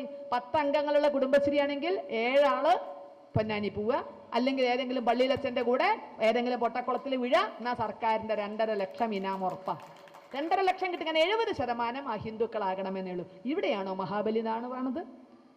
ചിന്തിക്കുക നമ്മൾ. ഇങ്ങനെ ഏത് രംഗത്ത് 1 ഇഞ്ച് ഭൂമി പോലും സ്വന്തമായി ഇല്ലാത്തൊരു ഗതികേടിലേക്ക് മലയാളി നീങ്ങിക്കൊണ്ടിരിക്കുമ്പോൾ കള്ളപ്പണവും കള്ളക്കടത്തും കള്ളനോട്ടും മലയാളിയെ വരിഞ്ഞു മുറുക്കുന്നു. അടുത്ത ദിവസം ഉണ്ടായ ഒരു അനുഭവം, എൻ്റെ സ്കൂളിൽ നിന്ന് വളരെ ദൂരെയല്ലാത്തൊരു സ്ഥലത്ത് പുതിയൊരു വലിയ വീട് കണ്ടപ്പോൾ യാത്രാമധ്യേ ഞാൻ ചോദിച്ചാൽ ഇതിപ്പോൾ കെട്ടിയ വീടാ ചോദിച്ചോ. അല്ല ടീച്ചറെ, ഇത് 5-6 കൊല്ലായി, ഇത് കണ്ടിരുന്നില്ല എന്നേ ഉള്ളൂ. ഇതിൻ്റെ മുന്നിൽ റോട്ടിൻ്റെ പക്കത്തൊരു 10-20 സെന്റ് സ്ഥലം, അതിലൊരു പഴയ വീടുണ്ടായിരുന്നു. ആ വീട് കൊണ്ട് ഇത് കണ്ടിരുന്നില്ല എന്നേ ഉള്ളൂ. ഇപ്പം ആ വീട് പൊളിച്ചു. അപ്പം അതിൻ്റെ ഒരു ചരിത്രം പറഞ്ഞു അവർ. ജാതി പറയാമെന്നൊന്നും വിചാരിക്കരുത്. ഒരു നായരുടെ ആയിരുന്നു ആ 20 സെന്റ് സ്ഥലവും ആ വീടും കൂടിയിട്ട്. അദ്ദേഹത്തിന് വിൽക്കാൻ യാതൊരു ഉദ്ദേശവും ഉണ്ടായിരുന്നില്ല. പക്ഷെ ആളുകൾ, കച്ചവടക്കാർ അങ്ങോട്ട് എന്നിട്ട് ചോദിക്കുക, വിൽക്കണോ വിൽക്കണോ വിൽക്കണോ എന്ന് ചോദിക്കുകയാണ്. അപ്പം ഇദ്ദേഹം വെറുതെ അങ്ങോട്ട് പറഞ്ഞു 50 ലക്ഷം കിട്ടിയാൽ കൊടുക്കാം. ഗ്രാമപ്രദേശമാണ്, 20 സെന്റ് സ്ഥലം, ഒരു ഒടങ്കൊല്ലി വീടുമാണുള്ളത്. 50 ലക്ഷം കൊടുത്താൽ 50-ന് ഇല്ല പറഞ്ഞു കച്ചവടക്കാർ. ഒരു കൂട്ടരെ 30, 35, 40-നപ്പുറം വേണ്ട എന്ന് പറഞ്ഞിട്ട് തന്നെ കച്ചവടക്കാർ പോയി. കാരണം അതിനപ്പുറം ഇല്ല. അപ്പോഴാണ് ഈ പുറകിലെ വീട്ടുകാരൻ ഒരു ദിവസം നേരിട്ട് അങ്ങോട്ട് ചെന്നു. ചേട്ടാ വീട് വിൽക്കുന്നോന്ന് ചോദിച്ചു. ഹിന്ദുവിന്റെ ശവമാണോ? അത് മലിനീകരണമാണ്, അതിനാരുടെ അനുമതിയില്ല. മറ്റത് ഏത് അങ്ങാടി കൊണ്ടുപോയിട്ടും കുഴിച്ചിടാം. ഉള്ള ശ്മശാനങ്ങൾക്ക് വേണ്ടി സമരം നടത്തുക. അപ്പോൾ അവനവൻ ഉള്ളത് തിരിച്ചു കിട്ടാൻ വേണ്ടിയിട്ട് ഇതിനു വേണ്ടി സമരം നടത്തുക. ഉള്ള ശ്മശാനത്തിന്റെ സ്ഥിതിയോ? നിങ്ങൾ 1.5 കൊല്ലം മുമ്പ് പത്രമാധ്യമങ്ങളെന്ന് അറിഞ്ഞു കാണും, വയനാട്ടിലെ സുൽത്താൻ ബത്തേരിയിൽ ഹിന്ദു ശ്മശാനത്തിൽ പട്ടികളെ ഒന്നിച്ച്, നാടൻ അലഞ്ഞു നിറഞ്ഞ് നടക്കണ പട്ടികളെയൊക്കെ കൂടെ പിടിച്ച്, പട്ടിപിടുത്തക്കാർ പിടിച്ച് കൊന്നിട്ട് കൂട്ടത്തോടെ കൊണ്ടുപോയിട്ട് അടക്കിയത് ഹിന്ദു ശ്മശാനത്തിൽ. തെരുവ് പട്ടികളെ അടക്കാനുള്ള സ്ഥലമാണോ ഹിന്ദു ശ്മശാനം? മറ്റു ശ്മശാനങ്ങളില്ലേ? കുഴിച്ചിടുന്ന മറ്റു ശ്മശാനങ്ങളുണ്ടല്ലോ. എന്തേ അവിടെ കൊണ്ടുപോയി കുഴിച്ചിടാഞ്ഞ? എല്ലാം ദൈവത്തിന്റെ സൃഷ്ടിയല്ലേ. എന്തേ അവിടെ കൊണ്ടുപോയി കുഴിച്ചിടാഞ്ഞത്? യാതൊരു ഭല്ലും കൂടാതെ കൊണ്ടുപോയി കുഴിച്ചിട്ടു. അവിടുത്തെ സംഘടിതമായ ഹിന്ദു ഉണർന്നപ്പോൾ മാത്രമാണ് മാന്തി എടുത്തത്. മാന്തി എടുത്തു. ഹിന്ദു ഉണർന്നിട്ടൊക്കെ ഉണ്ട്. മാന്തി എടുത്തു എന്ന് മാത്രമല്ല, ആ ശ്മശാനത്തിന്റെ ശുദ്ധികർമ്മങ്ങൾക്ക് വേണ്ടി 25,000 രൂപ പഞ്ചായത്തിനെ കൊണ്ട് വെപ്പിച്ച് ശുദ്ധികർമ്മങ്ങൾ നടത്തി. കാരണം അത്രയും തെമ്മാടിത്തരമാണ് ചെയ്തത് എന്നുള്ളതുകൊണ്ട് വരച്ച വരെ 25,000 രൂപ വെച്ച് അവിടെ ശുദ്ധികർമ്മങ്ങൾ നടത്തി. ചത്ത കടക്കാൻ വരെ സ്വൈരമില്ലാത്തൊരവസ്ഥയിൽ ആ മണ്ണ് പോലും അന്യാധീനപ്പെട്ടു പോകുമ്പോൾ നമ്മൾ എവിടെ ജീവിക്കും? കേരളത്തിൽ ഇന്ന് ചെറിയ കുട്ടികൾക്ക് കൊടുക്കാവുന്നൊരു വർക്കുണ്ട്. ഞങ്ങൾ പലപ്പോൾ അവരുടെ നേരം പോകാൻ വേണ്ടിയിട്ട് ക്ലാസ്സിൽ ആളില്ലാത്തപ്പോൾ ചിലപ്പോൾ മാപ്പൊക്കെ അങ്ങോട്ട് കൊണ്ടിട്ട് കൊടുത്തിട്ട് കുട്ടികളോട് ചോദിക്കാറുള്ള ഒരു ചോദ്യമുണ്ട്. ഇന്ത്യയിലെ 2-ൽ കൂടുതൽ അന്താരാഷ്ട്ര വിമാനത്താവളങ്ങളുള്ള സംസ്ഥാനം കണ്ടുപിടിക്കുക. 2-ൽ കൂടുതൽ അന്താരാഷ്ട്ര വിമാനത്താവളങ്ങളുള്ള സംസ്ഥാനം കണ്ടുപിടിക്കുക. പുരോഗതിയിൽ മുന്നിൽ നിൽക്കുന്ന ഗുജറാത്ത് അല്ലത്. വലിപ്പത്തിൽ മുന്നിൽ നിൽക്കുന്ന രാജസ്ഥാൻ അല്ല. ജനസംഖ്യയിൽ 1-ാം സ്ഥാനത്ത് നിൽക്കുന്ന ഉത്തർപ്രദേശ് അല്ല. ജനസാന്ദ്രതയിൽ 1-ാം സ്ഥാനത്ത് നിൽക്കുന്ന പശ്ചിമ ബംഗാളിലല്ല. ഇത്തിരി പോകുന്ന കേരളത്തിലാണ് 2-ൽ കൂടുതൽ അന്താരാഷ്ട്ര വിമാനത്താവളങ്ങൾ ഉള്ളത് എന്ന് കുട്ടികൾ കണ്ടുപിടിക്കുമ്പോൾ മലയാളിയുടെ ശിരസ് അങ്ങനെ ഉയരും. ഗുരുവായൂർ കേശവനെ തെടമ്പച്ചന്മാരി അമ്പട ഞാനേ എന്ന ഭാവത്തിൽ ഞങ്ങൾക്ക് ഇത്രയും വിമാനത്താവളങ്ങൾ ഉണ്ടല്ലോ. 3 പ്രവർത്തന സജ്ജമായി. 4-മത്തെ കണ്ണൂർ ഏക്കറക്കുറ പണി കഴിഞ്ഞു. 5-മതും വേണത്രേ. ആയിക്കോട്ടെ, കുഴപ്പമില്ല. അത് ഹിന്ദുവിന്റെ നെഞ്ഞത്തന്നെ വേണമെന്ന് എന്താ അത്ര വലിയ വാശി? ആറന്മുളയില് ഹിന്ദുക്കൾ തിങ്ങിപ്പാർക്കുന്നിടത്ത് പൈതൃക ഗ്രാമത്തില് ചിന്തിക്കുക. വിമാനത്താവളം ആയിക്കോട്ടെ, നമുക്ക് യാതൊരു കുഴപ്പമില്ല. അത് എന്തിന്? നമ്മുടെ മണ്ടയ്ക്ക് തന്നെ. ഇത്രയും അധികം ഹിന്ദുക്കൾ തിങ്ങിപ്പാർക്കുന്ന മറ്റൊരു ഗ്രാമം ഒരു പക്ഷെ കേരളത്തിൽ ഉണ്ടാകില്ല. ആ ഗ്രാമത്തെ മുച്ചൂട് മുടിപ്പിക്കണമെന്ന് ആർക്കിത്ര വാശി? ആറന്മുളയപ്പന് വളരെ ആഘോഷപൂർവ്വം നടത്തേണ്ട ജലമേളകള് ഇതെല്ലാം ഇല്ലാതാക്കിക്കൊണ്ട് അതിലേക്ക് വരുന്ന കൈത്തോടുകളൊക്കെ തൂർത്തുകൊണ്ട് അതിലേക്ക് വരുന്ന ജലസ്രോതസ്സുകളൊക്കെ തൂർത്ത് അവിടുത്തെ പാടശേഖരങ്ങൾ മണ്ണിട്ട് മൂടിയിട്ട് അവിടെ തന്നെ വേണമെന്ന് എന്താ ഇത്ര വാശി? പത്തനംതിട്ടയിൽ വിമാനത്താവളം ആണെങ്കിൽ ആയിക്കോട്ടെ, കുഴപ്പമില്ല. പത്തനംതിട്ടയിലെ ഒരൊറ്റ ആളുടെ നിന്ന് എടുക്കുക ഇത്രയും സ്ഥലം. ഈ പാവപ്പെട്ട ഹിന്ദുവിന്റെ ഒന്നും പിടിച്ചെടുക്കണ്ട. സുവിശേഷകൻ ദൈവത്തെ വിൽക്കുന്ന യോഹന്നാന് 2500 ഏക്കർ സ്ഥലമുണ്ട്. പാട്ടക്കാലാവധി കഴിഞ്ഞ് സർക്കാരിന് പിടിച്ചെടുക്കാൻ ഒറ്റ നയാ പൈസ കൊടുക്കണ്ട. സർക്കാരിന്റെ മുതലാണത്. സർക്കാരിന് പിടിച്ചെടുക്കാൻ പാട്ടക്കാലാവധി കഴിഞ്ഞ് രാഷ്ട്രീയ ദുസ്വാധീനം കൊണ്ട് പിടിച്ചിരിക്കുന്നതാ. പിടിച്ചെടുത്ത് അവിടെ വിമാനത്താവളം വെച്ചോട്ടെ, നമുക്ക് കുഴപ്പമില്ല. അല്ലെങ്കിൽ നമ്മുടെ ആരാധ്യനായ കുമ്മനം രാജേട്ടൻ പറഞ്ഞിട്ടുണ്ട്, അദ്ദേഹമാണ് ഇന്ന് ആറന്മുളയിൽ അത്താണിയായിട്ട് നിൽക്കുന്നത്. അദ്ദേഹം പറഞ്ഞിട്ടുണ്ട്, ഉമ്മൻചാണ്ടിക്ക് മധ്യ കേരളത്തിൽ എവിടെയെങ്കിലും കേരളത്തിൽ ഇവിടെ ഒരു വിമാനത്താവളം വേണം എന്ന ആഗ്രഹം ഉണ്ടെങ്കിൽ, മധ്യ തിരുവിതാംകൂറിൽ ഒരു വിമാനത്താവളം വേണമെന്ന ആഗ്രഹം ഉണ്ടെങ്കിൽ ഞങ്ങൾക്ക് ആർക്കും ആക്ഷേപമില്ല. രാജേട്ടൻ വലിയൊരു സന്മനസ് കാണിച്ചിട്ടുണ്ട്. വിമാനത്താവളം ആകാം, ആറന്മുളയിലല്ല പുതുപ്പള്ളിയിലായിക്കോട്ടെ എന്ന്. പുതുപ്പള്ളിയിലായിക്കോട്ടെ, ഒരു കുഴപ്പമില്ല. ഉമ്മൻചാണ്ടിയുടെ സ്ഥലത്തെ ഒരു കുഴപ്പമില്ല. പുതുപ്പള്ളിയിൽ അങ്ങനെ ഒരു വിമാനത്താവളം കെട്ടണോണ്ട് നമുക്ക് ആർക്കും ഒരു കുഴപ്പമില്ല എന്ന്. അപ്പൊ എന്തിനിവിടെ ഈ എവിടെയും ഹിന്ദുക്കളെ ദ്രോഹിക്കുക എന്നൊരു നയത്തിൽ കവിഞ്ഞ് മറ്റെന്തെങ്കിലും ഒരു ഉദ്ദേശം ഇതിന്റെ പുറത്തുണ്ടോ? അവരൊന്നിച്ച് ജീവിക്കുന്നിടത്തുനിന്ന് അവരെ സ്കാറ്റർ ചെയ്ത് പറഞ്ഞയക്കുക, അവരുടെ സ്വത്തുക്കൾ ഇല്ലാതാക്കുക, അവരുടെ വിശ്വാസങ്ങൾക്ക് മേൽ കുതിര കയറുക. അപ്പോ എല്ലാ രംഗത്തും ഒരു തരത്തിൽ അല്ലെങ്കിൽ മറ്റൊരു തരത്തിൽ അപമാനിക്കപ്പെടുന്ന ഒരു ജനതയ്ക്ക് മഹാബലിയെ പറ്റി ഓർക്കാൻ എന്ത് അവകാശം? നമ്മൾ ഇന്ന് അതുകൊണ്ട് തന്നെ ധർമ്മ സംസ്ഥാപനത്തിന് വേണ്ടി എന്തും ചെയ്യാൻ തയ്യാറായിട്ടുള്ള മഹാവിഷ്ണുവിനെ തന്നെ ഓർക്കണത്. മീനായും മാമയായും പന്നിയായും വേണ്ടി വന്നാൽ നരസിംഹമായും, അങ്ങനെ ഏതേത് ഭാവങ്ങളിൽ ഏത് തൂണ് വളർന്നും പുറത്തു വരാൻ സാധിക്കുന്ന മഹാവിഷ്ണുവിനെ, ആ മഹാവിഷ്ണുവിനെ തന്നെയാണ് വാമനാവതാരത്തിൽ ഈ ഓണക്കാലത്ത് നമ്മൾ ഓർക്കുന്നത്. നമുക്കും പല വേഷവും കെട്ടേണ്ടി വരും, പല വേഷവും കെട്ടേണ്ടി വരും. നമ്മുടെ വിദ്യാലയങ്ങളെ ഒക്കെ തന്നെ വർഗീയവൽക്കരിച്ചു കൊണ്ടിരിക്കുമ്പോൾ നമ്മുടെ വൈദിക സാഹിത്യവും സംസ്കൃതിയും നമ്മുടെ സംസ്കാരവും ഒക്കെ വീണ്ടെടുക്കാൻ ഒരു മത്സ്യാവതാരം ചിലപ്പോൾ നമുക്ക് വേണ്ടി വരും. ഇതൊക്കെ പഠിക്കാനും പഠിപ്പിക്കാനുമുള്ള സന്നദ്ധതയോട് കൂടിയിട്ടുള്ള ഒരു മത്സ്യാവതാരം, ഒന്നായി നിൽക്കാൻ പ്രേരിപ്പിക്കുന്ന ഒരു കൂർമാവതാരം, ഭൂമി സംരക്ഷിക്കാൻ ഒരു വരാഹാവതാരം. ഇന്നത്തെ മതം മാറ്റങ്ങൾ, അന്ന് ഹിരണ്യകശിപു മതം മാറ്റം നടത്തിയതായിരുന്നു. നാരായണനാമം ചൊല്ലണ്ട, പകരം ഞാൻ പറയണത് ചൊല്ലിയാൽ മതി എന്ന്. അപ്പൊ പുത്തൻ ഹിരണ്യകശിപുമാർ നാഴി അരിക്ക് വേണ്ടിയിട്ട് ഹിന്ദു കുട്ടികളോട് നാരായണനാമം ചൊല്ലണ്ട, പകരം ഞങ്ങൾ പറഞ്ഞത് ചൊല്ലിയാൽ മതി, ഞങ്ങൾ പറഞ്ഞത് ഇട്ടാ മതി എന്ന് പറഞ്ഞ് പിഞ്ചു കുട്ടികളുടെ ആ പിച്ചച്ചട്ടിയിൽ പോലും മതം കൊണ്ടുപോയി വിൽക്കുമ്പോൾ ഒരു നരസിംഹ ഭാവമൊക്കെ വേണ്ടി വരും. എന്തിനും തയ്യാറായിട്ട്. കാരണം നാണം കെട്ടു പോകുന്നു നമ്മൾ. ഈ മതം മാറ്റ പരിശ്രമങ്ങളിലൊക്കെ നാഴി കഞ്ഞി കുടിക്കാൻ പൈതൃകമായി കിട്ടിയ മതം പണയം വെക്കേണ്ട ഗതികേടിലാണ് ഹിന്ദു, വിൽക്കേണ്ട ഗതികേടില്ല. തമിഴ്നാട്ടിലും വ്യത്യാസമൊന്നുമില്ല, തമിഴ്നാട്ടിലും വ്യത്യാസമൊന്നുമില്ല. നാഴി കഞ്ഞി കുടിക്കാൻ മതം വിൽക്കുന്നവർ നമ്മുടെ സ്വന്തക്കാരാണ്, നമ്മുടെ ബന്ധുക്കളാണ്. അവർക്ക് കൂടി അവകാശപ്പെട്ടതാണ് ഓണം, അവർക്ക് കൂടി അവകാശപ്പെട്ടതാണ് ആഘോഷം. തീർച്ചയായും നമ്മുടെ പരിശ്രമം, നമ്മുടെ കണ്ണുകൾ അങ്ങോട്ടും എത്തിയേ പറ്റുള്ളൂ. ഒരല്പസമയത്തേക്ക് നമ്മൾ നരസിംഹ ഭാവമൊക്കെ എടുക്കേണ്ടി വരും. കേരളത്തിൽ ചിലരൊക്കെ മാറുന്നുണ്ട് കേട്ടോ, ചിലർക്കൊക്കെ ചില നരസിംഹ ഭാവമൊക്കെ വരുന്നുണ്ട്. അടുത്ത ദിവസം പറഞ്ഞിട്ടു, ഹിന്ദുക്കൾ മാത്രമുള്ള ഒരു ഗ്രാമത്തിൽ പാസ്റ്റർമാര് കയറി നിരങ്ങുക. എന്നും ഒന്ന് പ്രാർത്ഥിച്ചോട്ടെ, മര്യാദ കൊണ്ട് വല്ലതും പറയാൻ പറ്റുമോ? പ്രാർത്ഥിച്ചോളൂ എന്ന് പറയും. അവസാനം ഗതി കെട്ടപ്പോൾ ഒരു ദിവസം 10-25 അമ്മമാര് ഒരു കൃഷ്ണ വിഗ്രഹം എടുത്തിട്ട് കൂട്ടത്തോടെ പാസ്റ്ററുടെ വീട്ടിലേക്കാ ചെന്നത്രേ. എന്തേ പോകുന്നത് ചോദിച്ചു. ഇത് പൊതിഞ്ഞിട്ടാ പിടിച്ചെണ്ണ, ഒന്ന് പ്രാർത്ഥിക്കാനാണെന്നു. വലയിൽ വീണു എന്ന് പാസ്റ്റർ ഉറപ്പിച്ചു. ആട്ടെ വരൂ പ്രാർത്ഥിക്കാന്ന് പറഞ്ഞു. വീട്ടിൽ ചെന്ന് ഇവര് വേഗം കൃഷ്ണ വിഗ്രഹം പൊതിയുന്ന അഴിച്ചു. അയ്യോ ഇതൊന്നും വേണ്ട, ഇത് വേണം. അങ്ങ് ഇത്രയും കാലം ഞങ്ങളുടെ വീട്ടിൽ വന്ന് അങ്ങക്ക് തോന്നുന്ന വ്യക്തി പ്രാർത്ഥിച്ചു, ഇപ്പൊ ഞങ്ങൾക്ക് തോന്നുന്ന വ്യക്തി അങ്ങയുടെ വീട്ടിൽ വന്ന് പ്രാർത്ഥിക്കാൻ പോവുകയാണ് എന്ന് പറഞ്ഞാൽ അവരങ്ങോട്ട് തുടങ്ങി. അത് നരസിംഹഭാവമായിരുന്നു. അവരിൽ ഉദിച്ച നരസിംഹഭാവമാണ്. തൂണ് പിളർന്നും പുറത്തു വരുന്ന നരസിംഹഭാവമാണ്. ഇതൊക്കെ ചിലപ്പോൾ വേണ്ടി വരും. കോടികൾ കൈവശപ്പെടുത്താൻ വേണ്ടി മാത്രമാണ് മതം വിൽക്കുന്നത് എന്ന് നമ്മൾ കഴിഞ്ഞ ദിവസം പന്തളത്ത് നിന്ന് മനസ്സിലാക്കി. യോഹന്നാന്റെ അനുജൻ, അദ്ദേഹം വിറ്റിരുന്നത് മതമാണ്. കോടിക്കണക്കിന് രൂപയുടെ വിദേശ കറൻസി ഇടപാടിലാണ് അദ്ദേഹത്തെ അറസ്റ്റ് ചെയ്തത്.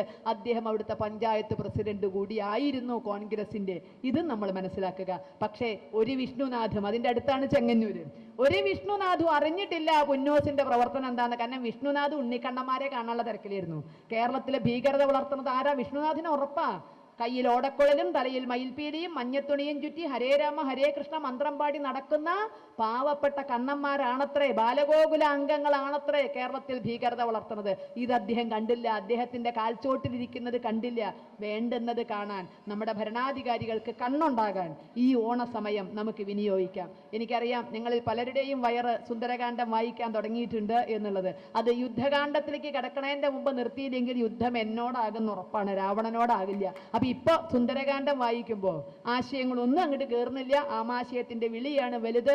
കണ്ണും കാതും തുറന്നു വെക്കുക. ഇവിടെ ജീവിക്കാൻ അധികാരമുള്ളവരാണ് നമ്മൾ എന്ന് തിരിച്ചറിയുക. മറ്റുള്ളവരെ പോലെ ജീവിക്കാൻ, മറ്റുള്ളവരെക്കാൾ ഉപരിയായി ഒന്നും വേണ്ട, മറ്റുള്ളവരെ പോലെ എല്ലാ അവകാശ അധികാരങ്ങളോടുമൊപ്പം ജീവിക്കാൻ നമുക്കും അർഹതയുണ്ട്. അല്ലാതെ നമ്മൾ മഹാബലിയെ പറ്റി ചിന്തിക്കണ്ട. തുല്യത നമുക്കും അവകാശപ്പെട്ടതാണ്, അധികാരമുള്ളതാണ്. അത് എവിടെ നിന്നാണോ കിട്ടാത്ത നീതി പിടിച്ചെടുക്കാൻ തക്ക വിധത്തിൽ നമ്മൾ ശക്തരാവുക. ശക്തിയായേ മതിയാകുള്ളൂ, ശക്തി സമാഹരിച്ചേ പറ്റുള്ളൂ. സമയം ഏറെ വൈകിയെങ്കിലും നമ്മൾ ഏറെ ഭൗതികമായ കാര്യങ്ങൾ മാത്രം പറഞ്ഞു പോകുമ്പോൾ നമ്മുടെ ആത്മീയതയിലേക്കും കൂടി അല്പം തിരിയണ്ടേ. പുരാണത്തിൽ നിന്ന് ഒരു കഥാഭാഗം മാത്രം പറഞ്ഞുകൊണ്ട് അവസാനിപ്പിക്കാം. അത് വേറെ ഒന്നുമല്ല, ഇങ്ങനത്തെ എല്ലാ സദസ്സിലും പറയണമെന്ന് പെട്ടെന്ന് ഓർമ്മ വരിക. പല സ്ഥലത്തും ഈ കഥ പറയാറുണ്ട്. ഇത് പെട്ടെന്ന് ഓർമ്മ വരില്ല. പെട്ടെന്ന് ഓർമ്മ വരിക എപ്പോഴാണെന്നറിയോ? ഈ മുന്നിൽ ഇങ്ങനെ ഒഴിഞ്ഞ കസേര കാണുമ്പോൾ, മുന്നിൽ ഒഴിഞ്ഞ കസേര കാണുമ്പോഴേ ആ കഥ വരുള്ളൂ. കാരണം ഞങ്ങൾക്കൊക്കെ ഒരു വിശ്വാസമുണ്ട്, ഒരു വേദി ഹിന്ദുവിൻ്റെ ആണെന്ന് കണ്ടാൽ തിരിച്ചറിയാനുള്ള എളുപ്പ വഴി മുന്നിലെ കസേര ഒഴിഞ്ഞു കിടക്കുന്നുണ്ടോ നോക്കുക. അത്രേ. മുന്നിലെ കസേര ഒഴിഞ്ഞു കിടക്കണമെങ്കിൽ ഉറപ്പാണ് ഹിന്ദുവിൻ്റെ ആണെന്നുള്ളത്. കാരണം ഞാൻ മുന്നിലേക്ക് ഇരിക്കാൻ പോരാ, എൻ്റെ മുന്നിൽ ആരൊക്കെ എന്നേക്കാ കേമന്മാരുണ്ട്, അവരിരുന്നോട്ടെ എന്ന് വിചാരിച്ച് ഇങ്ങനെ സ്വയം പുറകോട്ട് വലിയുന്ന, ഉൾവലിയുന്ന ഒരു സ്വഭാവം നമുക്ക് ഇപ്പൊ കുറച്ചായിട്ട് കിട്ടിയിട്ടുണ്ട്. പക്ഷെ ഇതാണോ നമ്മുടെ സ്വഭാവം? രാമരാവണ യുദ്ധത്തിന്റെ മുന്നോടിയായിട്ട് രാവണന്റെ കൊട്ടാരത്തിൽ തടവുകാരിയായി സീതാദേവി ഇരിക്കുമ്പോൾ സീതാന്വേഷണാർത്ഥം ഹനുമാൻ പോകുന്ന ഒരു രംഗമുണ്ട് രാമായണത്തിൽ, നമുക്ക് ഏറെ ഇഷ്ടമാണ്.